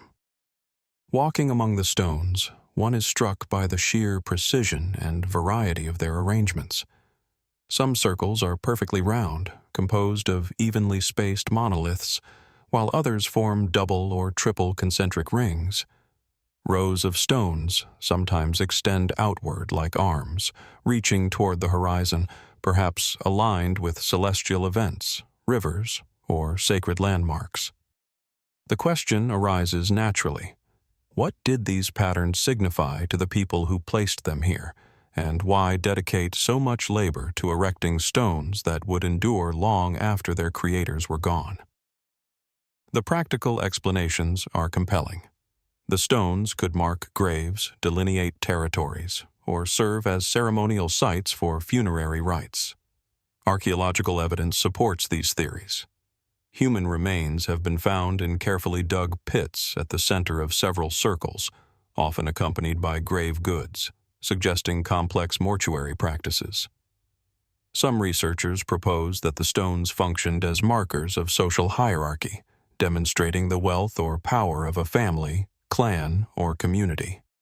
Others note the possibility of astronomical alignments, suggesting that certain rows or openings in the circles may have been used to track the movements of the sun, moon, or stars. Yet for all the archaeological evidence, much about the Senegambian stone circles remains mysterious. No written records survive to explain their exact purpose. How were the stones quarried, transported, and precisely positioned without advanced tools? How did communities coordinate the labor required for these monumental projects over centuries? Some stones weigh several tons, yet there is no clear evidence of the techniques used to move or erect them. And while the alignment theories are intriguing, they remain speculative, just one possible interpretation among many. This ambiguity has invited a variety of more speculative perspectives. Some theorists suggest that the stones may have had a ritual significance connected to ancestor worship, spiritual gateways, or even cosmic forces. Others point to the repetition of circular and radial patterns as evidence of a symbolic language, a visual code whose meaning has been lost. Could these arrangements reflect a sophisticated understanding of astronomy, numerology, or cosmology? Or are they primarily memorials, monumental expressions of human memory and reverence for the dead? The stones do not answer. They merely endure, silent witnesses to the civilizations that shaped them. The landscape itself enhances the sense of mystery. The savanna, dotted with baobabs and tall grasses, stretches endlessly, amplifying the isolation and solemnity of the stones. When the wind moves through the grass and around the monoliths, it carries a subtle, almost eerie resonance, as if the site itself remembers the ceremonies, voices, and footsteps of generations long vanished. Sunlight plays across the stones in shifting patterns, illuminating carved marks that are faint but discernible, adding to the impression that the site was constructed with more than mere functionality in mind. Each stone, each circle, seems to demand careful attention, inviting the observer to walk slowly, to measure and wonder, to feel the rhythm of time encoded in the landscape. Despite decades of research, much about the Senegambian stone circles remains unresolved. The vast scale of the sites, combined with the scarcity of definitive records, leaves scholars to piece together theories from fragments of evidence. The more we study, the more questions emerge. Were these circles connected to a wider network of settlements, or did they exist in isolation? Did the people of this region pass down astronomical knowledge encoded in these stones? And why did this tradition, so persistent over centuries, eventually fade, leaving behind only the silent monuments? As the sun dips toward the horizon, casting long shadows across the circles, one can almost feel the presence of those who built them. The careful hands, the collective effort, the reverence for the unknown. The stones endure, untouched by time, their purposes partly revealed, yet largely hidden. And in that silence, a single thought persists. What truths about human ingenuity, belief, and observation might still be hidden here, waiting for a future generation to uncover? On the windswept island of Gozo, part of the Maltese archipelago in the heart of the Mediterranean, a cluster of massive stones rises from the earth like the skeleton of an ancient giant. These are the Gantija temples, among the oldest freestanding structures in the world, predating the Egyptian pyramids by centuries.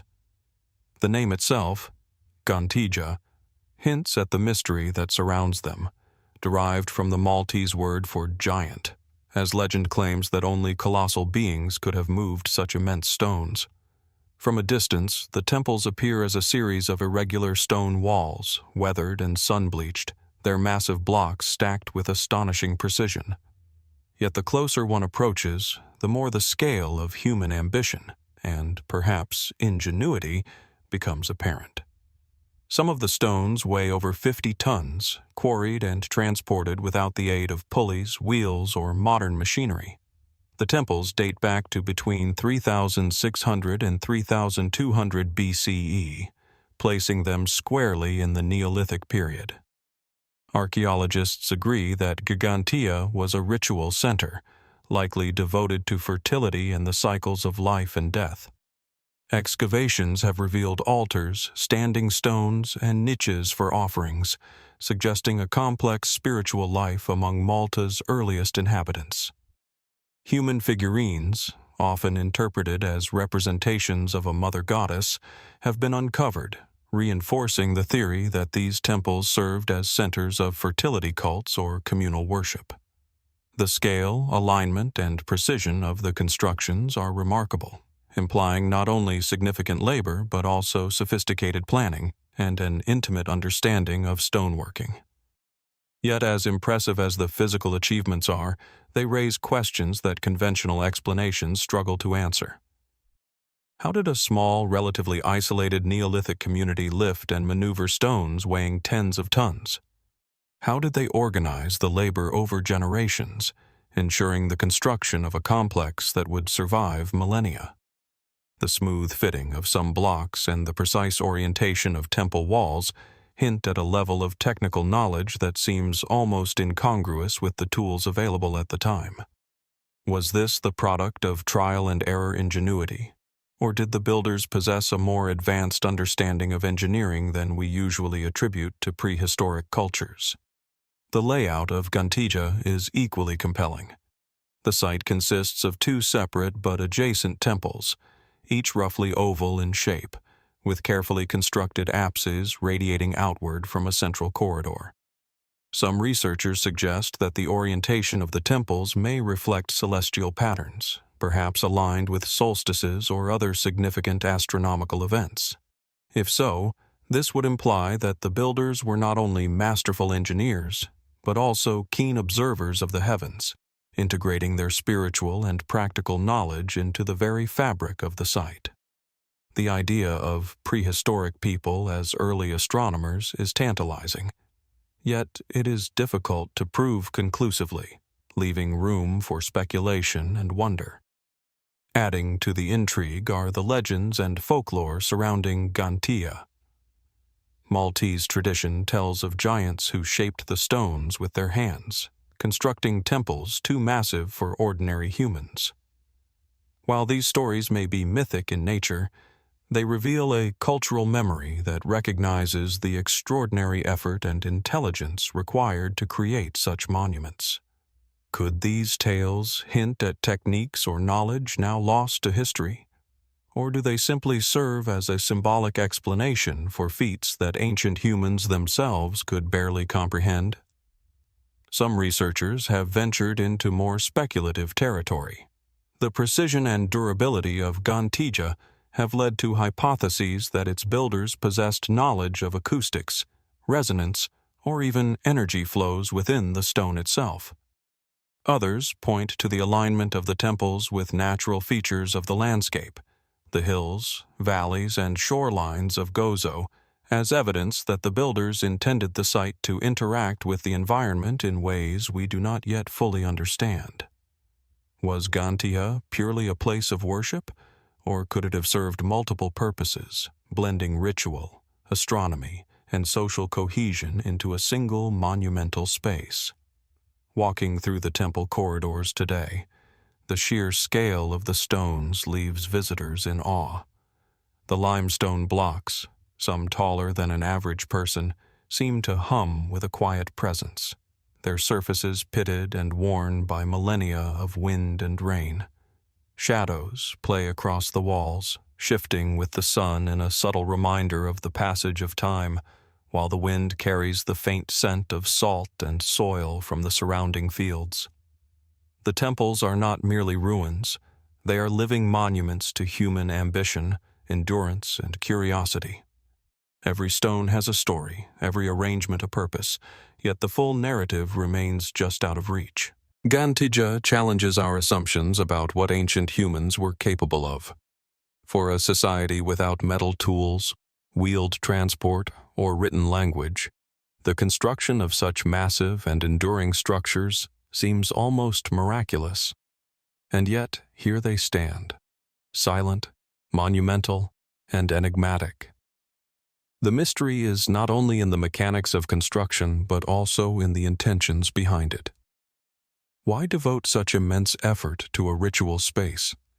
What ideas, beliefs, or cosmological principles motivated the builders? Did they see themselves as part of a cosmic order, communicating with forces beyond the human realm? Even today, the site invites reflection. As the Mediterranean sun sets behind the island's hills, bathing the temples in golden light, one cannot help but wonder about the generations who labored here, guided by belief, observation, and perhaps intuition. What did the builders see when they looked at the horizon? How did they conceptualize the divine, and how did that vision shape the stones they placed?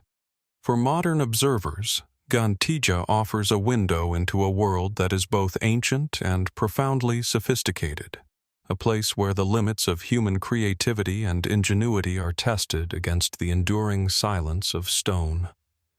The questions linger. What secrets still lie hidden within these colossal stones? What knowledge, lost to time, enabled the creation of a site that continues to defy full understanding? Gantia is more than an archaeological site. It is a monument to human curiosity, a testament to ingenuity, and a puzzle that has persisted for millennia.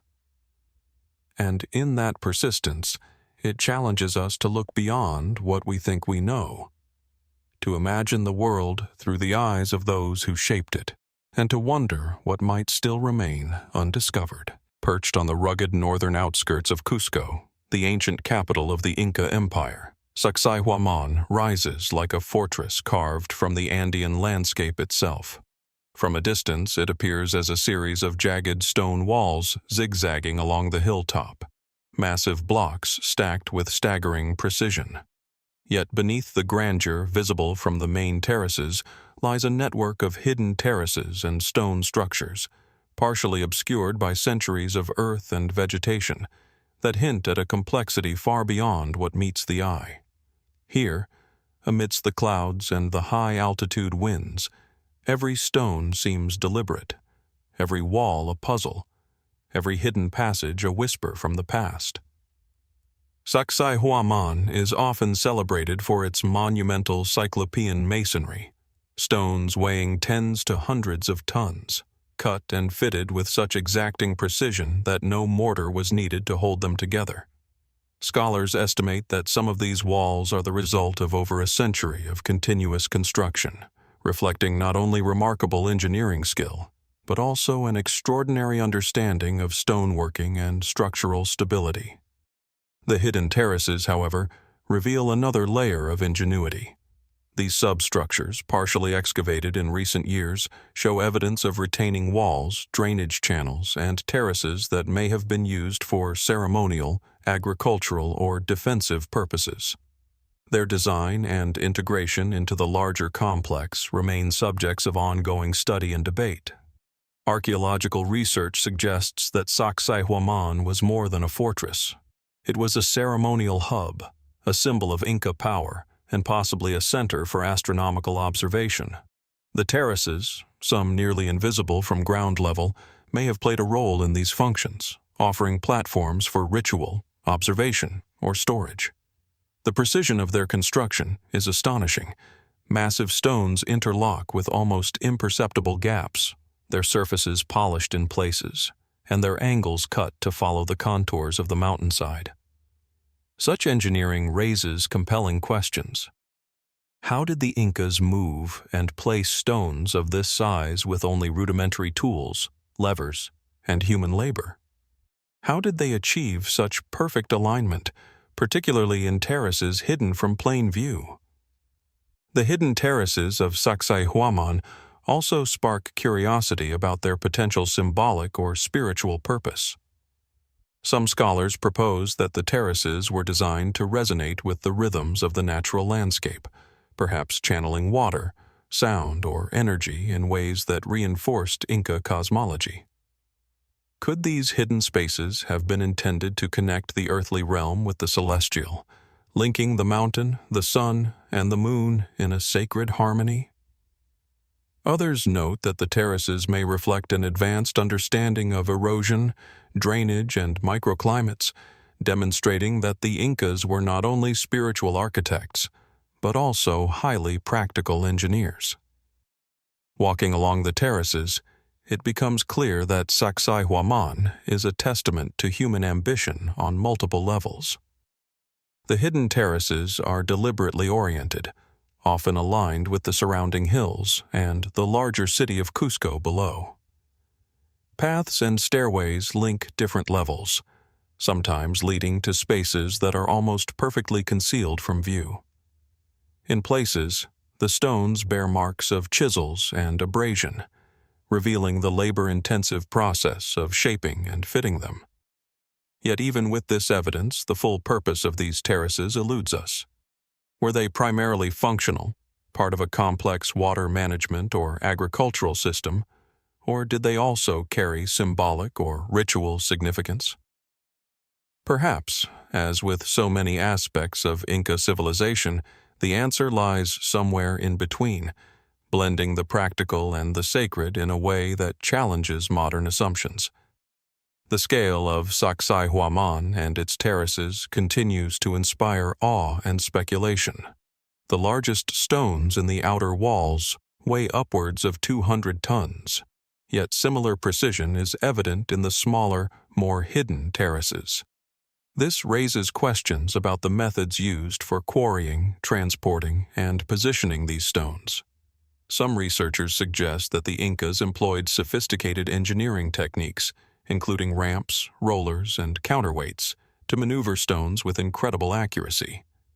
Others speculate that knowledge of geometry, leverage, and perhaps even acoustics played a role, allowing the builders to shape and fit stones in a manner that seems almost impossible without advanced understanding. Legends surrounding Sacsayhuaman add another layer of intrigue. Local lore speaks of giants who once moved these enormous stones, while other stories suggest that the terraces conceal sacred energy or secret knowledge. While these accounts are mythic in nature, they hint at the awe and reverence inspired by the site even in early colonial times. Could these stories preserve a memory of techniques, rituals, or intentions that have since been lost? And if so, how much of the hidden terrace's purpose is waiting to be rediscovered beneath centuries of soil and vegetation? Modern technology has begun to shed light on these subterranean mysteries. Ground-penetrating radar and detailed topographical studies reveal that the terraces may extend farther than previously realized, forming a complex network that interconnects with Cusco and possibly other sacred sites in the surrounding Andes. Some researchers speculate that these terraces could have functioned as acoustic chambers, amplifying sound for ceremonies or signaling, while others see them as integral to water management and soil stabilization, designed to harness the unique environmental conditions of the region. Each new discovery raises more questions, deepening the sense that Sacsayhuaman still guards secrets that we are only beginning to glimpse. Standing amidst the hidden terraces today, it is easy to feel a profound connection with the people who built them. The air is thin, carrying the faint scent of earth and stone, and the wind seems to whisper through the gaps between the massive blocks. Shadows stretch across the terraces in the afternoon sun, emphasizing the meticulous craftsmanship and geometric precision. One cannot help but wonder, what thoughts guided the builders as they worked? What knowledge, now lost, allowed them to shape the mountainside with such elegance and durability? And how did these hidden terraces integrate with the larger cosmology and daily life of the Inca Empire? The mysteries of Sacsayhuaman endure. Even with centuries of study, decades of excavation, and the application of modern technology, the terraces remain partially hidden, their full purpose tantalizingly out of reach. They are monuments to ingenuity, devotion, and ambition, silent witnesses to a civilization that mastered stone, landscape, and, perhaps, forces of nature in ways we have yet to fully comprehend.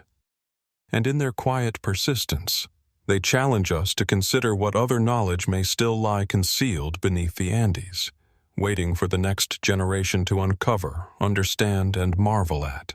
Nestled in the lush plains of Antequera in southern Spain, the dolmen of Menga rises like a silent sentinel from the rolling hills, its massive stone construction dominating the landscape.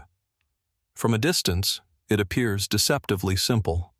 A long rectangular chamber capped by colossal limestone slabs, the sheer size of each stone dwarfing the human eye. Yet as one draws closer, the scale and sophistication of the structure become undeniable. Some of the monoliths weigh more than 180 tons, perfectly balanced and aligned, forming a chamber that has withstood millennia of wind, rain, and seismic activity.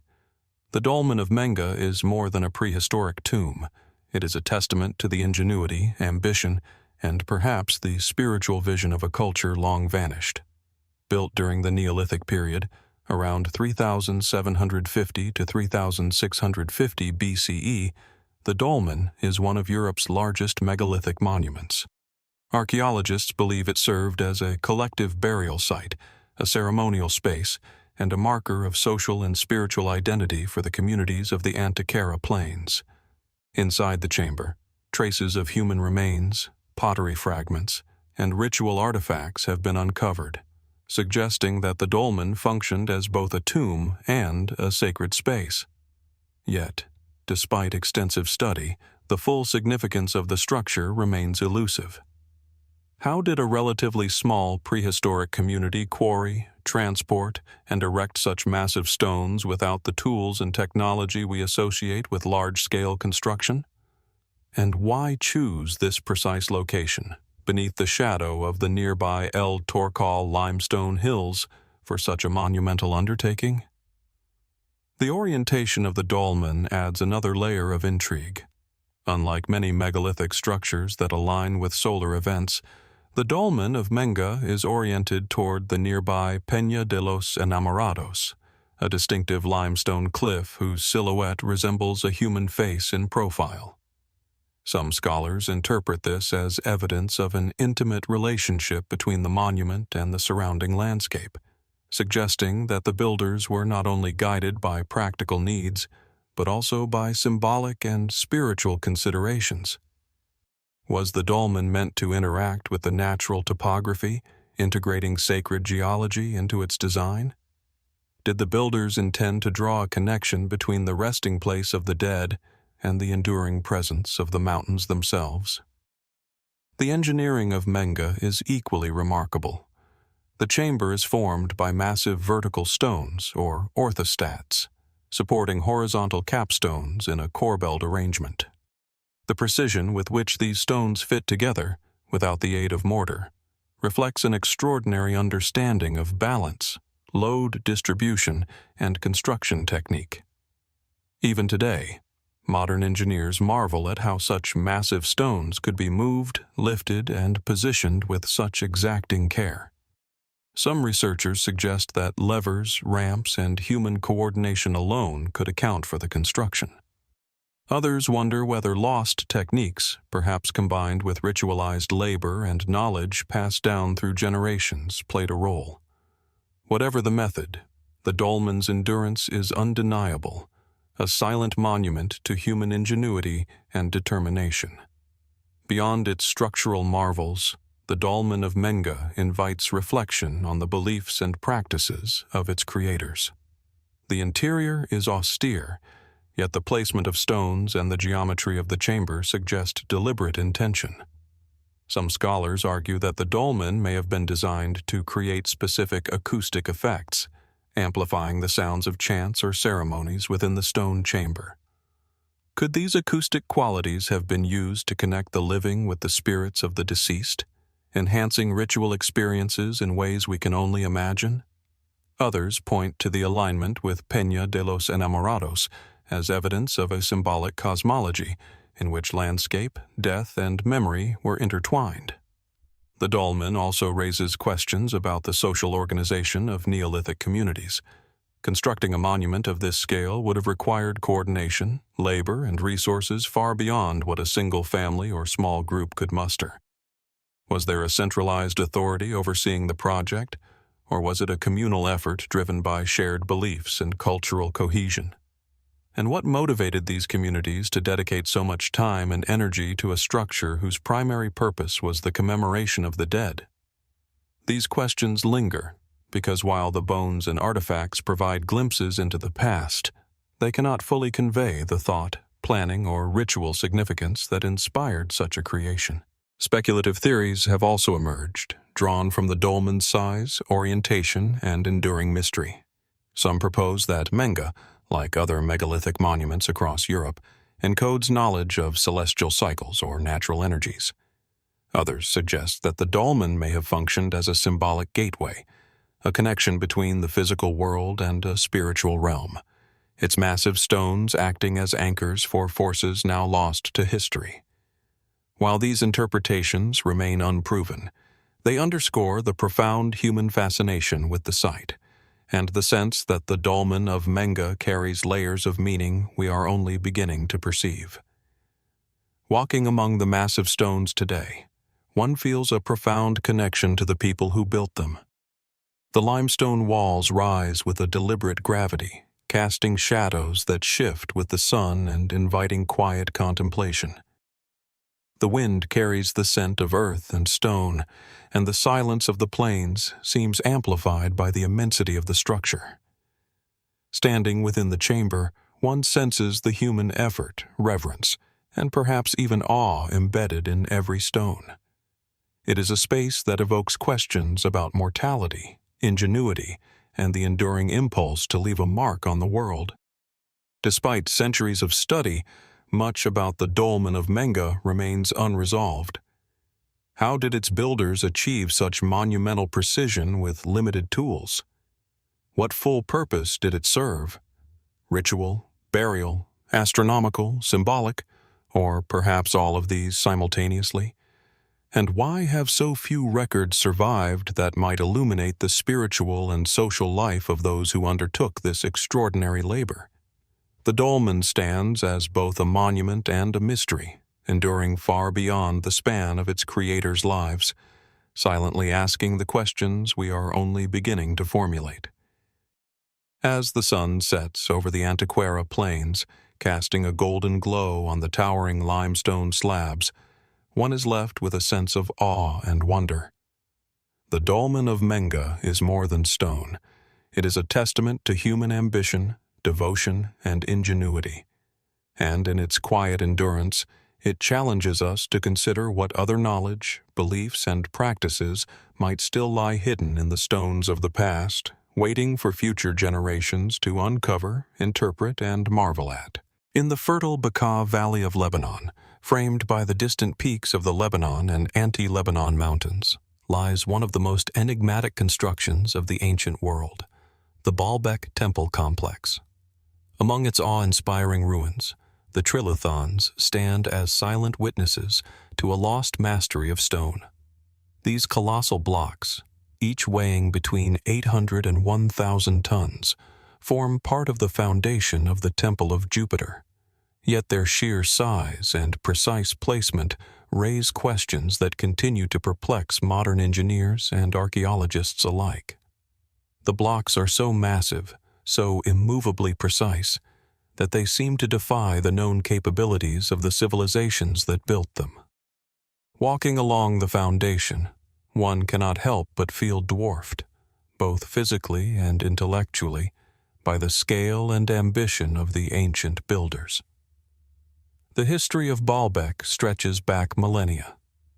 Archaeological evidence suggests that the site was first occupied as early as the 3rd millennium BCE, though the stone terraces and massive foundations visible today were likely constructed during the Roman period, between the 1st century BCE and the 3rd century CE. The Trilithons, however, may predate the Roman temple itself, hinting at an earlier monumental phase whose details remain tantalizingly obscure. Some researchers believe that earlier civilizations began the work, laying the enormous stone blocks as a platform upon which later cultures would build their temples. The precision with which these stones fit together, some joints so tight that not even a razor blade can be inserted, suggests an extraordinary level of planning, engineering, and craftsmanship. The Trilithons consist of 3 primary blocks, each over 19 meters long, 4 meters high, and several meters thick. Nearby, additional monoliths, including the so-called Stone of the Pregnant Woman, weigh even more. Estimates place it at around 1,000 tons. How could ancient builders quarry, transport, and position such stones without the benefit of cranes, pulleys, or other modern lifting equipment? Some suggest the use of earthen ramps, rollers, and human coordination. Yet even with these methods, the feat remains staggering. Could the builders have possessed techniques now lost to time? Or was there an understanding of leverage, geometry, and physics that has since disappeared from human knowledge? Beyond their engineering marvel, the Trilithons provoke deeper questions about their purpose and symbolism. The Temple of Jupiter itself was a Roman construction, yet the foundation seems to embody a reverence for monumental scale that exceeds Roman architectural norms. Some scholars argue that the immense size of the stones was intended to inspire awe, to communicate power, or to honor the gods with a display of human ingenuity. Others point to the alignment of the site with surrounding mountains and celestial patterns, raising the possibility that the platform served not only religious, but also astronomical or ceremonial functions. Was the sheer magnitude of the stones meant to connect the earthly and the divine, or to channel the natural energy of the valley itself? Speculation extends further when considering the methods by which the stones were transported. Quarrying the blocks from nearby outcrops would have been a monumental task in itself, yet some monoliths are thought to have been cut from distant sites several kilometers away. Could they have been moved using sledges lubricated with water or oil, or dragged over constructed tracks? Might ropes, levers, and sheer human labor explain the feat? Or is it possible that knowledge of mechanical principles, now forgotten, allowed the ancients to achieve what today seems nearly impossible? The lack of contemporary records describing these methods only deepens the mystery, leaving us to reconstruct the process through conjecture, experimentation, and imagination. The cultural context of Baalbek adds another layer of intrigue. Dedicated to Jupiter in Roman times, the site had previously been associated with earlier Semitic deities, and some suggest that its sacred significance predates the Romans by several centuries. Was the construction of the Trilithons motivated purely by practical engineering needs, or did it also carry ritual or symbolic meaning, acting as a bridge between past and present, human and divine? Could the enormous stones themselves have been imbued with spiritual significance, each block serving as a tangible expression of cosmic or religious principles? The silence of the stones invites these questions, offering no answers but demanding contemplation. Standing beside the Trilithons today, the scale of the achievement is overwhelming. The blocks stretch along a terrace that forms part of one of the largest foundations ever constructed in antiquity. Shadows cast by the setting sun accentuate their mass, and the wind carries the faint dust and echoes of a civilization long vanished. One can almost imagine the laborers, engineers, and priests of ancient Baalbek coordinating immense projects, planning every detail, and striving to create something that would endure millennia. And endure they have, leaving behind a structure that defies easy understanding, a testament to both ambition and mystery. Despite extensive study, the Trilithons continue to challenge scholars. Modern technology, from laser scanning to 3D modeling, has revealed the extraordinary precision of each block, yet the methods and motivations behind their construction remain speculative. Were the builders pioneers of an engineering tradition lost to history? Or did they operate within the constraints of their environment in ways we have yet to fully appreciate? And what was the intended message for those who approached the temple? Did the sheer scale inspire reverence, fear, or a sense of cosmic connection? The Baalbek Trilithons are more than stone. They are a puzzle, a monumental question posed across time. They stand at the intersection of history, engineering, and human curiosity, silently daring us to reconsider what ancient civilizations were capable of. As the sun sinks behind the mountains, casting long shadows over the colossal blocks, one is left to wonder, what knowledge, techniques, or intentions lie hidden within these stones, lost to the ages? And how much more might remain buried beneath the foundations, waiting for those patient enough to uncover the secrets of Baalbek? In their quiet immensity, the Trilithons continue to speak of skill, ambition, and mystery, but not in words we can fully understand. They invite reflection on human ingenuity, the drive to reach beyond the possible, and the enduring allure of the unknown. And as we gaze upon these ancient stones, one question lingers. In a world that has changed so dramatically over millennia, what truths about our ancestors, their knowledge, and their vision are still waiting to be revealed? Perched upon a gentle rise overlooking the rolling hills of central Sardinia, Nuraghe Losa rises like a sentinel from the ancient landscape, its stones weathered by millennia yet standing resolute against the passage of time. From a distance, the site appears deceptively simple, a circular tower surrounded by smaller outbuildings and defensive walls, but closer inspection reveals a construction of remarkable sophistication. The central tower, or mastio, rises in a truncated cone, its carefully laid stones forming a perfect corbelled structure, an architectural technique that would challenge modern builders without the aid of mortar or advanced machinery. Surrounding the tower, an intricate labyrinth of terraces, corridors, and smaller towers spreads across the hilltop, a silent testimony to the ingenuity and organizational skill of the Nuragic people. Nuraghe Losa is part of a broader network of nuraghe scattered across Sardinia, over 7,000 in number, built during the Bronze Age, roughly between 1800 and 900 BCE. Yet Losa stands apart, both in scale and complexity. Its central tower rises over 20 meters, and the surrounding bastions and outbuildings suggest that this was not merely a defensive structure, but a hub of social, political, and perhaps spiritual activity. Excavations have uncovered evidence of domestic use, including hearths, storage spaces, and living quarters, as well as ritual artifacts such as votive offerings and bronze figurines, hinting at ceremonies whose precise meaning has been lost to time.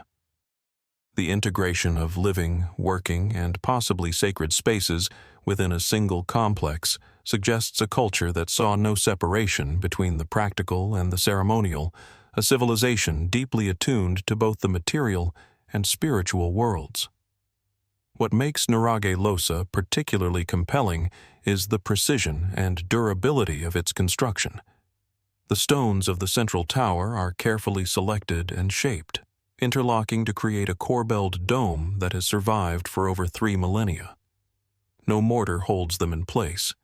Instead, the weight and careful arrangement of the blocks ensure stability, a technique so effective that the structure has resisted earthquakes, wind, and centuries of erosion. The walls of the bastions and outbuildings are equally meticulous, forming defensive enclosures that could withstand both human and natural threats. How did a Bronze Age society without modern machinery manage to quarry, transport, and assemble stones of such size and weight with such accuracy?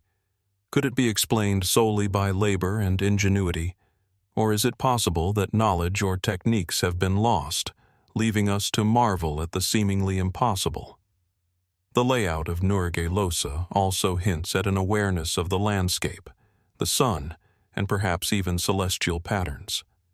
The complex is positioned on a natural elevation, offering commanding views of the surrounding valleys and hills.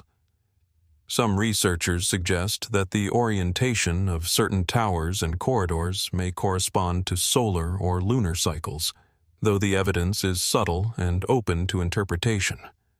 Was this positioning purely strategic, designed to monitor the movements of people and animals across the landscape, or did it serve a more symbolic or spiritual function, connecting the people of Nuragelosa with the cosmos in ways we can only speculate. Inside the central tower, the spiral staircase ascending to the upper chambers demonstrates an understanding of geometry and spatial organization that is remarkable for its time. The staircase winds upward in a gentle, almost hypnotic curve, enclosed by perfectly fitted stone walls that provide both stability and an almost ceremonial passage to the higher floors. At the top, the remaining upper chambers offer panoramic views of the surrounding countryside, a vantage point that may have been used for observation, ritual, or signaling. The combination of practicality, defense, and possibly ritual use suggests a multifunctional vision, where every element of construction was deliberate, serving multiple purposes simultaneously. Beyond the technical and practical aspects, Nuragelosa invites speculation about the beliefs and societal structures of its builders. The Nuragic civilization left no written records, which means much of what we understand comes from the stones themselves and the artifacts buried within. Bronze figurines, obsidian tools, and pottery fragments provide tantalizing clues but rarely definitive answers. Were these complexes the residences of elite leaders, centers for communal governance, or sacred spaces where priests and shamans conducted rituals? Perhaps they were all of these at once, a convergence of power, belief, and practicality embodied in stone. Some of the more speculative theories surrounding Nuragelosa consider its possible connections to other Mediterranean megalithic traditions. Comparisons have been drawn with contemporary structures in Sardinia, Corsica, and even the Balearic Islands, suggesting that knowledge of monumental stone construction may have circulated widely, facilitated by trade, migration, or shared cultural practices. Could the builders of Nuragelosa have inherited advanced techniques from earlier civilizations, whose traces have since vanished? And if so, how much of their knowledge, engineering, astronomy, ritual, was deliberately encoded into the architecture itself, waiting to be deciphered by future generations? The integration of domestic, defensive, and ritual spaces within the Nurag also raises questions about social organization. Constructing such a complex would have required meticulous planning, coordination, and labor over decades, if not centuries. Was there a centralized authority overseeing the work, or did communal collaboration drive the construction? How did the society organize its workforce, allocate resources, and transmit technical knowledge from one generation to the next? Each unanswered question deepens the mystery, leaving Nuragelosa not merely as a monument of stone, but as a reflection of a society whose sophistication may have exceeded our assumptions about Bronze Age cultures. As one walks the terraces and corridors today, the human scale is almost lost to the monumental architecture.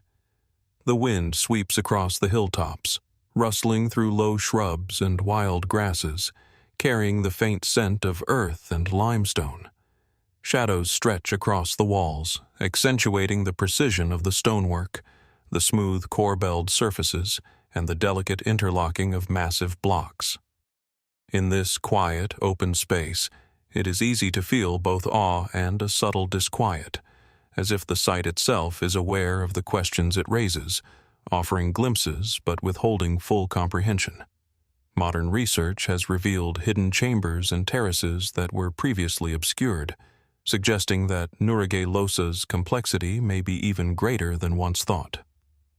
Advanced surveying, aerial imaging, and 3D modeling continue to uncover new details, revealing subtle alignments, stairways, and enclosures that hint at undiscovered functions. Were these hidden elements used for storage, defense, or ritual? Or could they represent a sophisticated understanding of acoustics, water management, or symbolic spatial relationships within the complex? The evidence remains tantalizingly incomplete, leaving room for both rigorous academic study and imaginative speculation.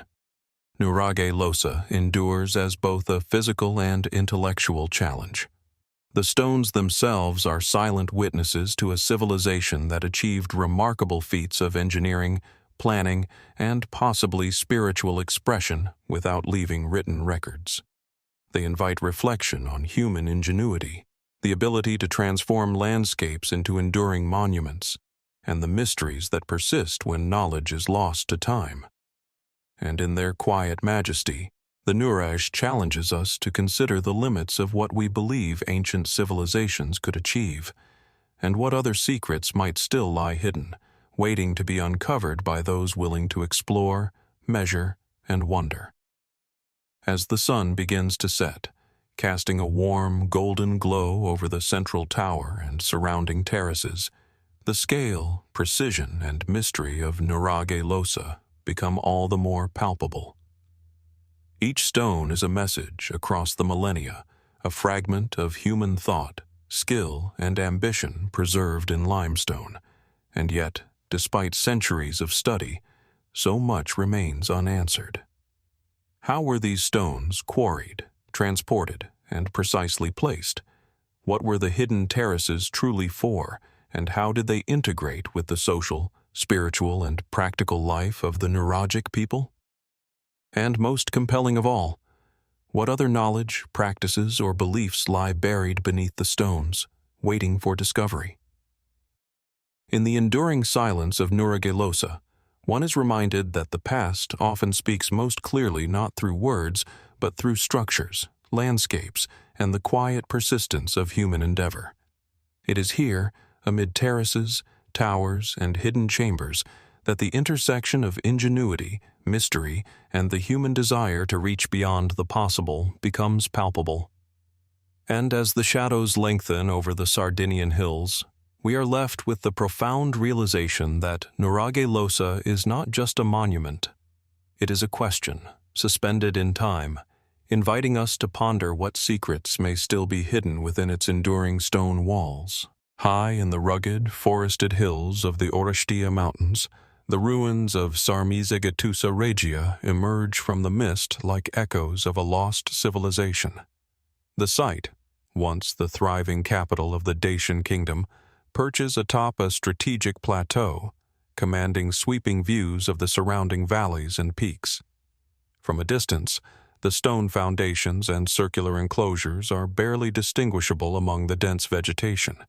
Yet, as one approaches, the complexity of the settlement becomes apparent. Here, terraces, walls, and sanctuaries interweave with the natural landscape, forming an intricate tapestry of human ingenuity and adaptation. Every stone seems deliberate, every curve and alignment a carefully considered choice, leaving an impression of both purpose and mystery. Sarmizegetusa Regia flourished during the 1st century BCE through the 1st century CE, serving as the political, religious, and military heart of the Dacian people. Archaeological studies reveal a sophisticated urban plan, with defensive walls encircling terraces that housed dwellings, workshops, and sacred spaces. At the center lies the complex of circular sanctuaries, stone rings, and altars whose arrangement continues to captivate scholars. Some circles are perfectly concentric, others radiate outward, forming patterns that may have served both ceremonial and astronomical purposes. The precision with which these structures were constructed, without the aid of mortar, and their enduring stability amid the mountain terrain, speak volumes about the skill, knowledge, and vision of the Dacians. Walking among the ruins, it is striking how the natural and constructed elements blend seamlessly. Terraces cut into the mountainside form platforms for dwellings and ritual spaces, while dry stone walls stabilize the slopes and frame pathways leading from one sacred circle to another. The construction appears to follow the contours of the land, emphasizing both function and symbolism. Could the alignment of these terraces, walls, and sanctuaries have been influenced by celestial observations, tracking the sun, moon, or stars? Some researchers argue that the circular sanctuaries functioned as observatories, with openings and placements marking seasonal or solar events. Yet much remains speculative. Without written records from the builders themselves, we are left to interpret the site through its geometry, orientation, and the artifacts discovered within. The stone circles themselves remain among the most compelling features of Sarmizegetusa regia. Each is composed of carefully shaped stone blocks, arranged in concentric patterns around a central altar or focal point. The largest of these enclosures measures over 30 meters in diameter, and the precision with which the stones were placed has led some researchers to suggest that advanced surveying techniques were employed. Were these structures purely ceremonial, spaces for religious rites and offerings? Or might they have encoded astronomical knowledge, tracking the movements of celestial bodies and the changing seasons? The answer is elusive, as the Dacians left no written records of their cosmology or rituals. Archaeological evidence provides tantalizing clues, but no definitive answers. Excavations have uncovered altars, ceramic fragments, bronze artifacts, and traces of fire, suggesting that these sanctuaries were used for complex rituals, possibly involving offerings to the gods or veneration of ancestors. Some researchers note that the placement of certain stones aligns with distant mountain peaks, hinting at a symbolic or energetic connection between the sacred structures and the surrounding landscape. Could the Dacians have perceived the mountains themselves as living entities, integrating the natural environment into their spiritual practices? And if so, how much of that understanding was deliberately encoded in the geometry of their architecture? Beyond the sanctuaries, the fortifications of Sarmizegetusa regia reveal a society acutely aware of both defense and control. Massive stone walls, some reaching over 10 meters in height, enclose the terraces, while strategically placed towers and gates dominate the approaches to the plateau. The labor and planning required to construct these fortifications, particularly in such a rugged location, suggest a highly organized society capable of mobilizing large numbers of workers over extended periods. Yet, despite these formidable defenses, the city ultimately fell to the Romans in 106 CE. The conquerors documented the site's destruction, yet they too were left with questions about the ingenuity of the Dacians' construction methods. How did they move and position massive stones across steep, uneven terrain? What tools or techniques allowed such precise placement without modern machinery? Speculation about the site extends beyond engineering marvels to the symbolic and possibly mystical. Some scholars suggest that the circular sanctuaries and terraces could have served as ritual observatories, designed to align with solstices, equinoxes, or lunar cycles. Others have proposed that the concentric circles encode numerological or cosmological principles, hinting at a sophisticated understanding of mathematics, astronomy, or spiritual philosophy. The precision of construction, combined with the apparent integration of natural features, lends credence to the idea that Sarmizegetusa regia was not merely a city, but a carefully conceived reflection of Dacian cosmology, a space where the terrestrial and celestial realms intersected. As one wanders through the ruins today, the site exudes a palpable sense of mystery. The wind rustles through the trees, carrying the faint scent of earth and stone, while sunlight shifts across the terraces, illuminating portions of the walls and circles in fleeting patterns. Each shadow and angle seems intentional, as if the builders intended the site to interact with light, time, and perception itself. The silence of the plateau is profound, broken only by the occasional bird or distant rustle, reinforcing the sense that this was a place of contemplation, ceremony, and power. Despite centuries of excavation and research, many questions remain unanswered. Were the terraces, walls, and sanctuaries purely functional, or did they also encode spiritual or cosmic knowledge? How were the massive stones quarried, transported, and arranged with such precision in a mountainous environment? What rituals were performed here, and how did they shape the social and spiritual life of the Dacian kingdom?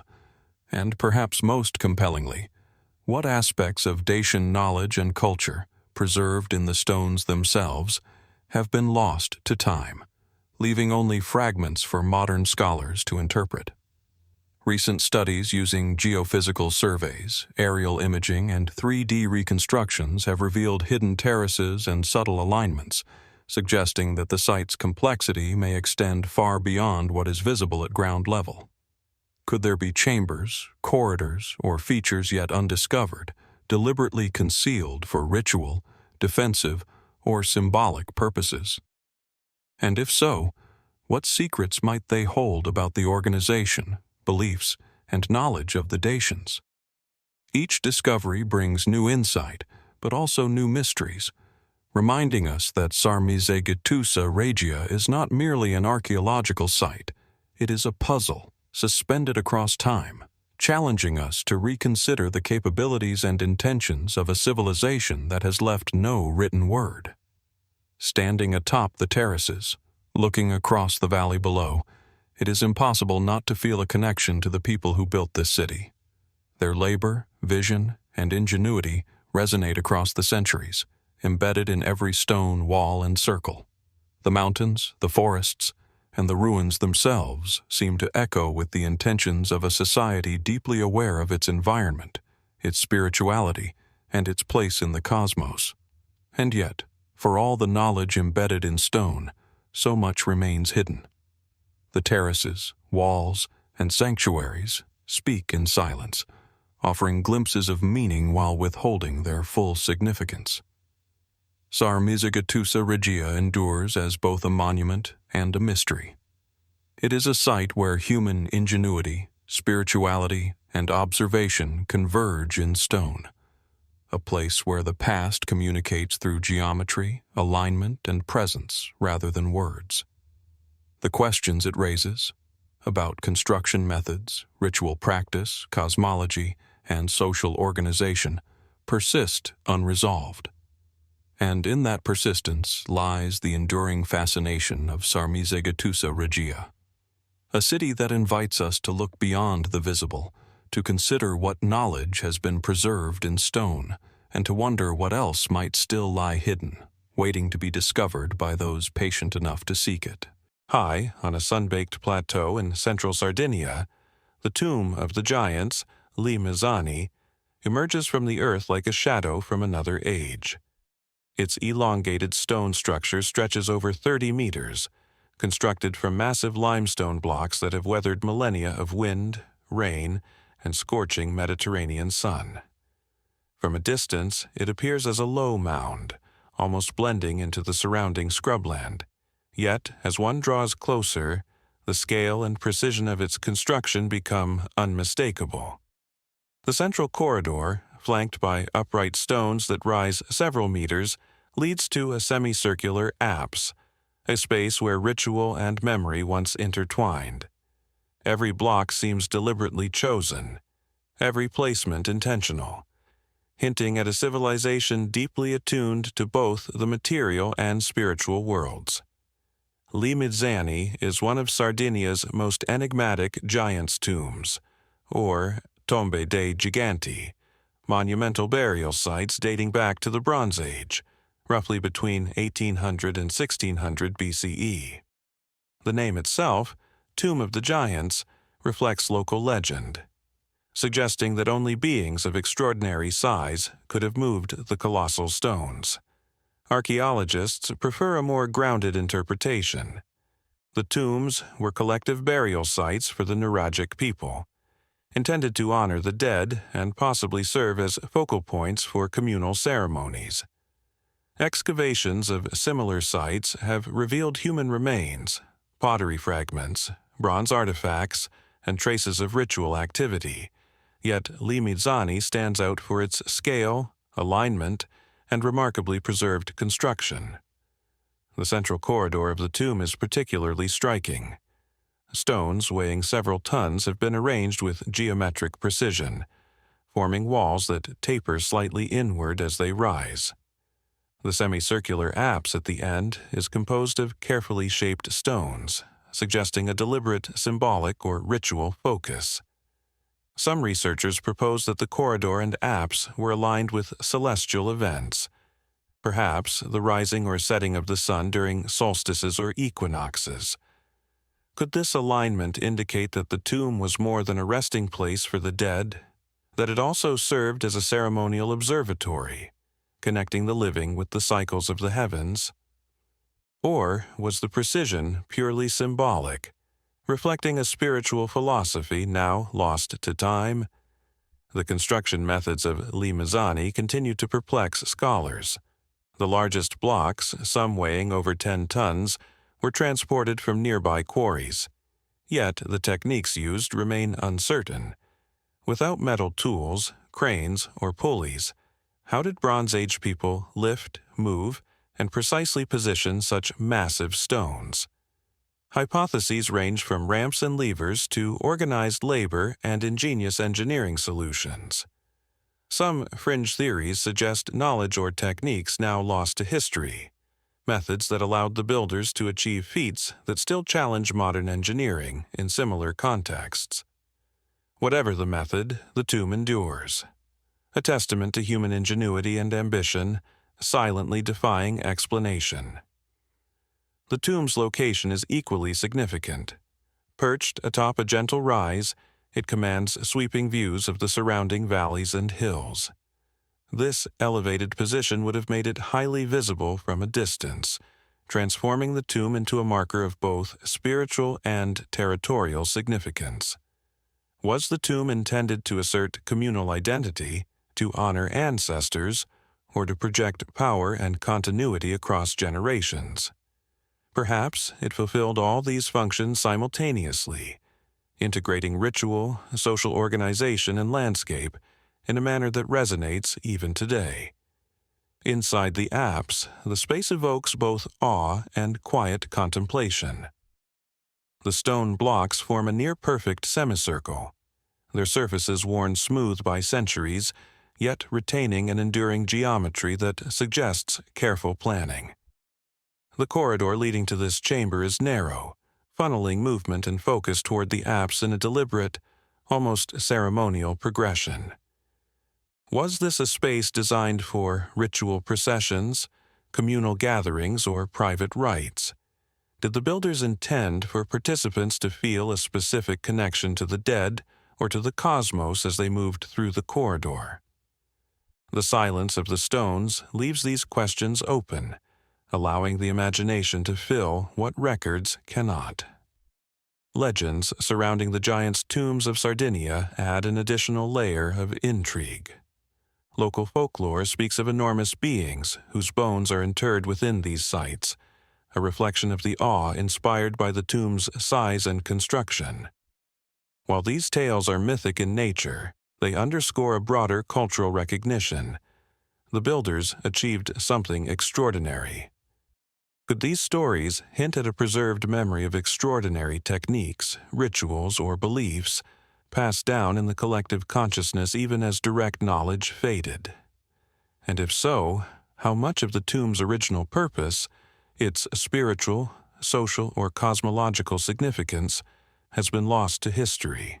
Some scholars propose that Limizani, like other giants' tombs, may have incorporated acoustic, energetic, or astronomical principles. The arrangement of stones and the shape of the corridor could have amplified sound during rituals, producing an almost mystical resonance within the tomb. The alignment of the apse with solar or lunar events might have imbued the structure with symbolic significance, marking cycles of life, death, and rebirth. Even subtle features, such as carved depressions or the spacing of upright stones, may have been intentional, encoding knowledge in ways that modern science is only beginning to explore. These possibilities elevate the tomb from a mere burial site to a carefully conceived intersection of engineering, ritual, and observation. The social and organizational aspects of constructing Limizani also invite reflection. To quarry, transport, and erect such massive stones would have required a highly coordinated effort with knowledge transmitted across generations. Was there a centralized authority directing the work, or did communities collectively contribute to construction as an act of devotion or identity? How did these societies plan, measure, and execute such precise structures without written records or advanced technology? The tomb itself provides no answers, only silent evidence of extraordinary ambition and collaborative skill. Today, as one walks along the weathered corridor of Li Mizani, the surrounding landscape frames the tomb in a quiet, almost reverential light. The Mediterranean sun casts long shadows across the stones, accentuating their size and geometric precision, while the wind whispers through nearby shrubs and grasses carrying the faint scent of limestone and earth. The tomb feels alive with memory, as though the centuries of human presence, from builders to visitors, have imbued the space with a subtle resonance that transcends time. Each stone seems to hum with the questions it has gathered, inviting reflection on both human ingenuity and the mysteries that endure. Despite centuries of study, much about Li Mizani remains unresolved. How exactly were these stones moved and placed with such precision? What specific rituals took place within the corridor and apse, and how did they shape social or spiritual life? Were the tombs primarily ceremonial, communal, astronomical, or symbolic? And most intriguingly, what knowledge or cultural insights might still lie hidden beneath or around the stones, waiting to be uncovered by patient investigation? Each question underscores the tomb's power to provoke curiosity, to challenge assumptions, and to inspire awe at the capabilities of its builders. Li Mizani stands not only as a monument to the dead, but as a bridge to the living imagination, inviting us to consider the ingenuity, beliefs, and determination of a people who thrived thousands of years ago. The tomb's enduring presence, its careful geometry, and its integration with the Sardinian landscape make it more than a relic. It is a question, a challenge, and an inspiration. It reminds us that the past often speaks not through written words, but through structures, landscapes, and the silent persistence of human endeavor. As the sun dips toward the horizon, bathing the plateau in warm golden light, the tomb of the giants seems to glow with a quiet majesty. Its stones are both timeless and enigmatic, and yet they leave us with the same lingering question that has captivated generations. What secrets of technique, belief, and culture are still hidden within this monumental structure, waiting to be discovered by those who dare to explore its corridors and contemplate its purpose? The tomb endures, a testament to human ambition and mystery, challenging us to look beyond the visible and to imagine the lives, minds, and hands that shaped it so long ago. Perched atop a rocky plateau in the rolling hills of North Macedonia, Kokino Observatory emerges like a silent monument from the Bronze Age, a place where stone, sky, and human curiosity converge. The site is rugged and windswept, a natural outcrop of basalt and granite punctuated by irregular terraces, boulders, and flat observation points. From a distance, it appears as little more than a natural hill, but as one moves closer, the precision of human modification becomes unmistakable. Carved stones, subtle alignments, and sun-worn markers reveal a site that was not chosen at random. It was selected, shaped, and used with a purpose that transcends mere habitation. The plateau itself seems to invite reflection, as if it were always meant to be a stage where humans could measure, observe, and interact with the heavens. Kokino dates back to the Bronze Age, approximately 1800 BCE, making it one of the oldest known observatories in Europe. Archaeologists have identified carefully arranged stone markers, rock cutouts, and terraces that suggest this was a site of astronomical observation. From these elevated points, the movement of the sun, moon, and possibly the stars could be tracked across the horizon, enabling the calculation of solstices, equinoxes, and lunar cycles. But what is striking is not merely the technical achievement, but the level of precision achieved by a culture long considered prehistoric.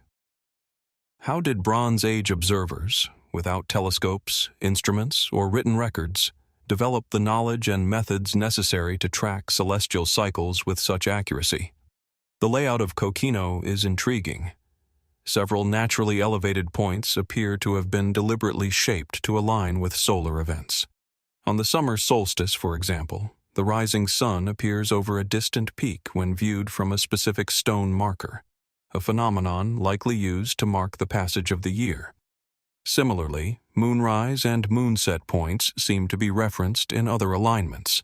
These deliberate placements suggest a deep understanding of astronomical patterns, yet the knowledge remains embedded in stone rather than in text, leaving modern researchers to decode intentions through observation and inference. Could these alignments also have carried ritual or symbolic significance, connecting human activity with the rhythms of the cosmos? Were these Bronze Age observers purely practical in their calculations, or did they perceive celestial cycles as part of a larger spiritual or cultural cosmology? The physical features of Coquino reinforce its enigmatic character. Large flat stones appear to have been shaped into natural seats or platforms, perhaps used by observers during ceremonies or measurements. Some terraces exhibit signs of repeated use, their surfaces smoothed by centuries of human presence.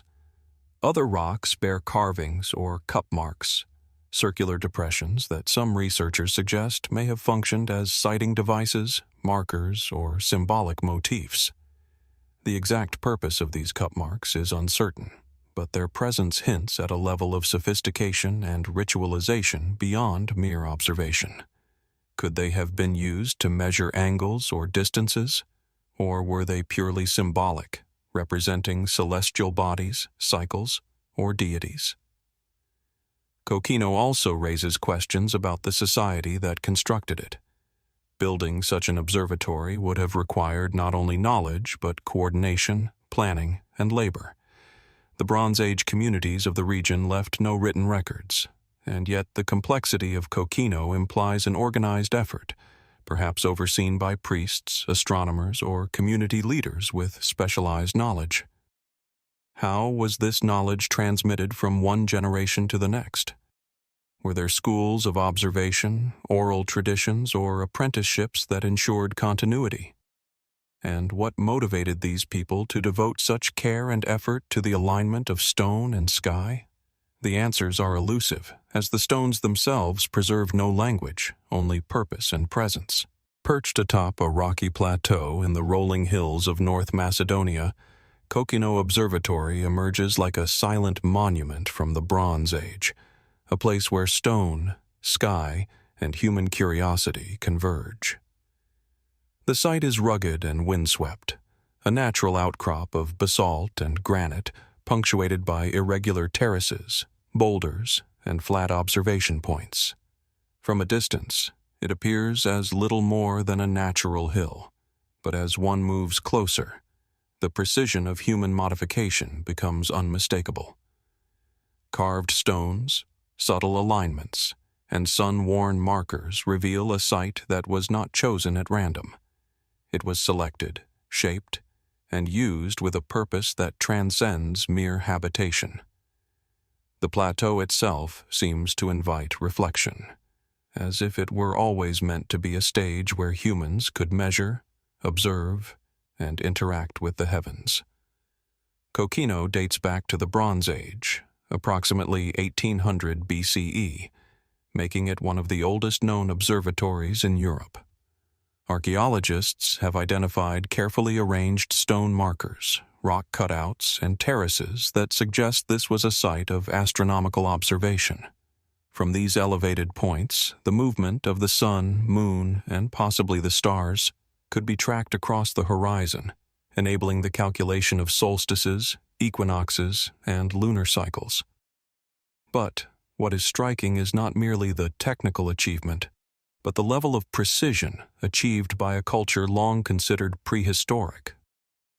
How did Bronze Age observers, without telescopes, instruments, or written records, develop the knowledge and methods necessary to track celestial cycles with such accuracy?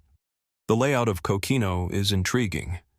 Several naturally elevated points appear to have been deliberately shaped to align with solar events.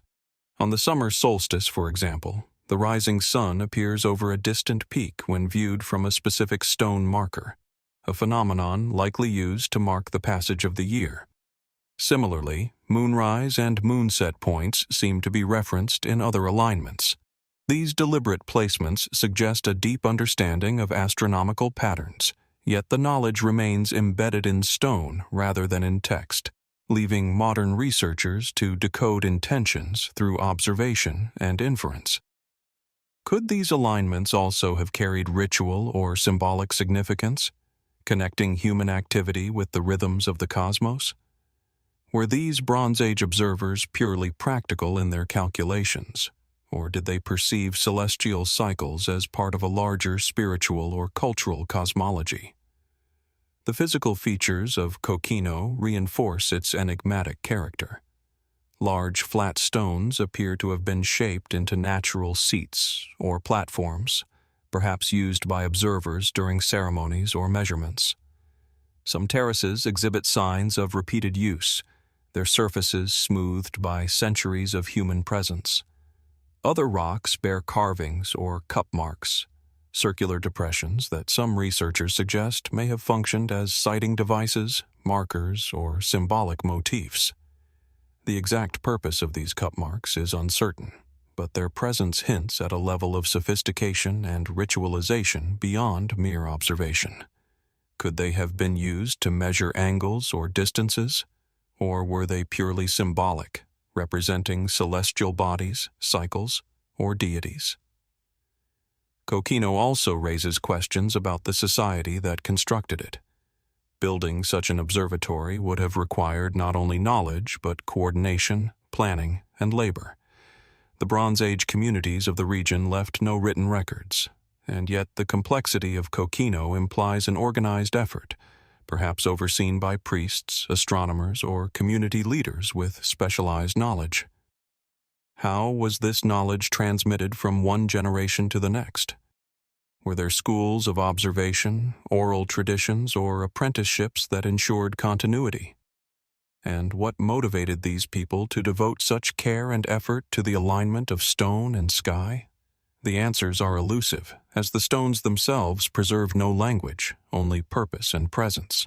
From the silence of earlier ruins, the journey continues northward into the cloud-draped highlands of Peru, where the Andes rise not in sharp peaks, but in vast green folds that seem to breathe with the mist itself.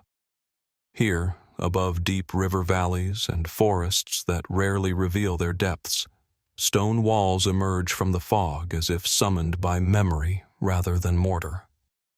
This is Qeiyafa, a fortress not perched upon a mountain but becoming one. At first sight, Qeiyafa does not announce itself. There are no polished plazas or towering monoliths visible from afar. Instead, there is an immense limestone platform stretching along a ridge nearly 3,000 meters above sea level. Its outer walls rise abruptly, up to 20 meters high in places, forming a continuous barrier of stone that wraps around the summit like a geological afterthought. The mist moves slowly across its surface, softening edges, obscuring scale. Only when the clouds part does the full enormity become clear. This is not a single structure, but an enclosed stone city. Inside the walls lie more than 400 circular buildings, tightly packed, many adorned with geometric friezes, zigzags, diamonds, and stepped patterns carved directly into the stone. Narrow passageways wind between them, some intentionally constricted, forcing visitors to move single file. Above, the sky feels close, heavy with moisture. Below, the valleys drop away into nothingness. Who built this place? And why, at such cost, in such isolation? Qeiyafa is attributed to the Chachapoyas culture, often referred to as the people of the clouds. Flourishing roughly between the 6th and 15th centuries CE, The Chachapoyas occupied a region that defied easy conquest: steep terrain, unpredictable weather, and dense cloud forests. Spanish chroniclers later described them as fierce, resistant, and culturally distinct from the Inca, even after being absorbed into the expanding empire. Yet Kulap challenges simple narratives. The sheer scale of its construction is staggering. Estimates suggest that more stone was used here than at Machu Picchu. Massive limestone blocks, some weighing several tons, were quarried, shaped, and transported to the ridge without the use of metal tools, wheeled vehicles, or draft animals. The walls were filled internally with rubble, creating a solid mass designed not just to enclose space, but to dominate it. Mainstream archaeology identifies Qeiyafa as a fortified settlement, part defensive stronghold, part ceremonial center. The narrow entrances, angled corridors, and elevated position support this view. From above, the site commands strategic visibility across the surrounding valleys, ideal for monitoring movement and controlling territory. But the evidence is not entirely comfortable with the label of fortress. There are no clear signs of prolonged siege, no stockpiles of weapons, no extensive damage from attacks. The circular dwellings, many of which appear domestic, suggest daily life rather than constant military readiness. And the presence of ceremonial structures, such as the Tintero, a tower-like building with an inverted cone shape, hints at ritual functions whose meanings remain uncertain. If Qeiyafa was a fortress, it was one that served more than war. Some scholars propose it was a sacred city, a place where power was not merely defended, but performed. The friezes adorning the buildings are not decorative in any casual sense. Their patterns are deliberate, repetitive, symbolic. Zigzags may represent serpents or water. Diamonds may encode cosmological beliefs lost to time. In a world where writing was rare or non-existent, stone became language. The city's layout reinforces this idea. Movement within Qeiyafa is controlled, channeled, constrained. One does not wander freely here. Paths narrow, widen, turn unexpectedly. Visibility shifts. Certain structures occupy elevated positions, suggesting hierarchical access, some spaces meant for many, others for a few. Who was allowed to pass freely through Qeiyafa's corridors, and who was meant to feel small within them? Beyond its architecture, Qeiyafa holds quieter, more unsettling mysteries. Excavations have uncovered human remains beneath floors and within walls, burials integrated into living spaces.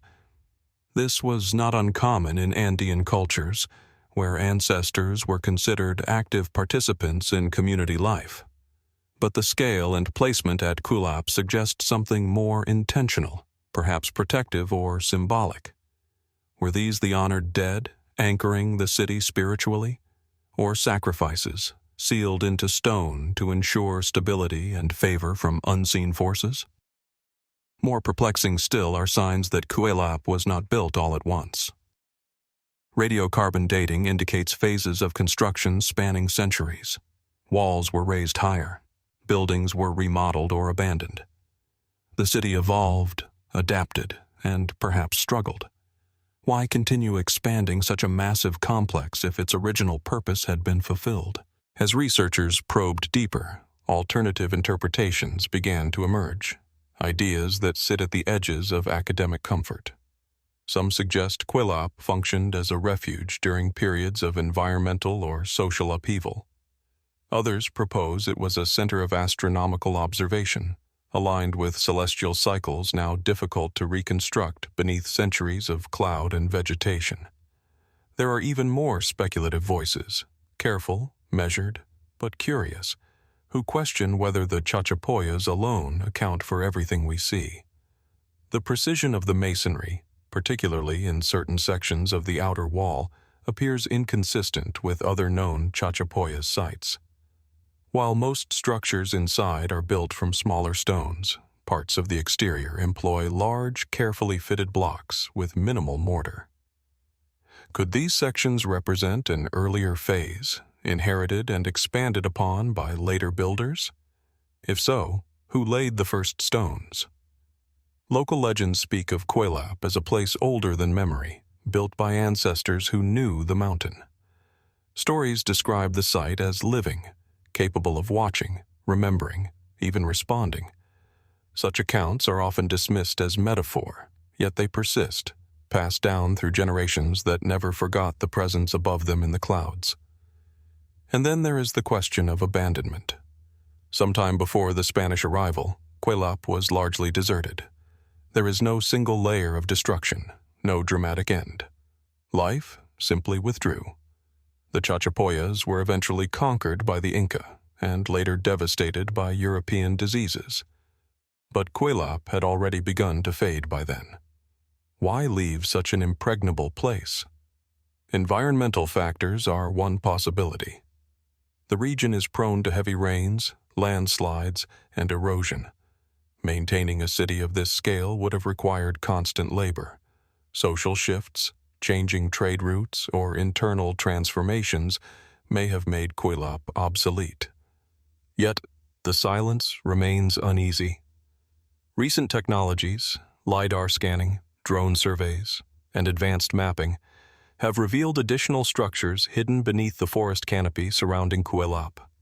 Terraces, roads, and satellite settlements suggest the site was part of a much larger network, a cultural landscape rather than an isolated stronghold. This raises new questions. Was Qeiyafa the center of a regional system we have only begun to see? Or was it something more symbolic, a statement carved in stone meant not for expansion, but for permanence? Standing atop its walls today, as clouds roll in without warning, it is difficult to shake the sense that Qeiyafa resists complete understanding. Its builders left no written explanation. Its stones speak only through form, placement, and absence. Each interpretation fits partially, never fully. Perhaps that is the point. Qeiyafa does not present itself as a solved equation.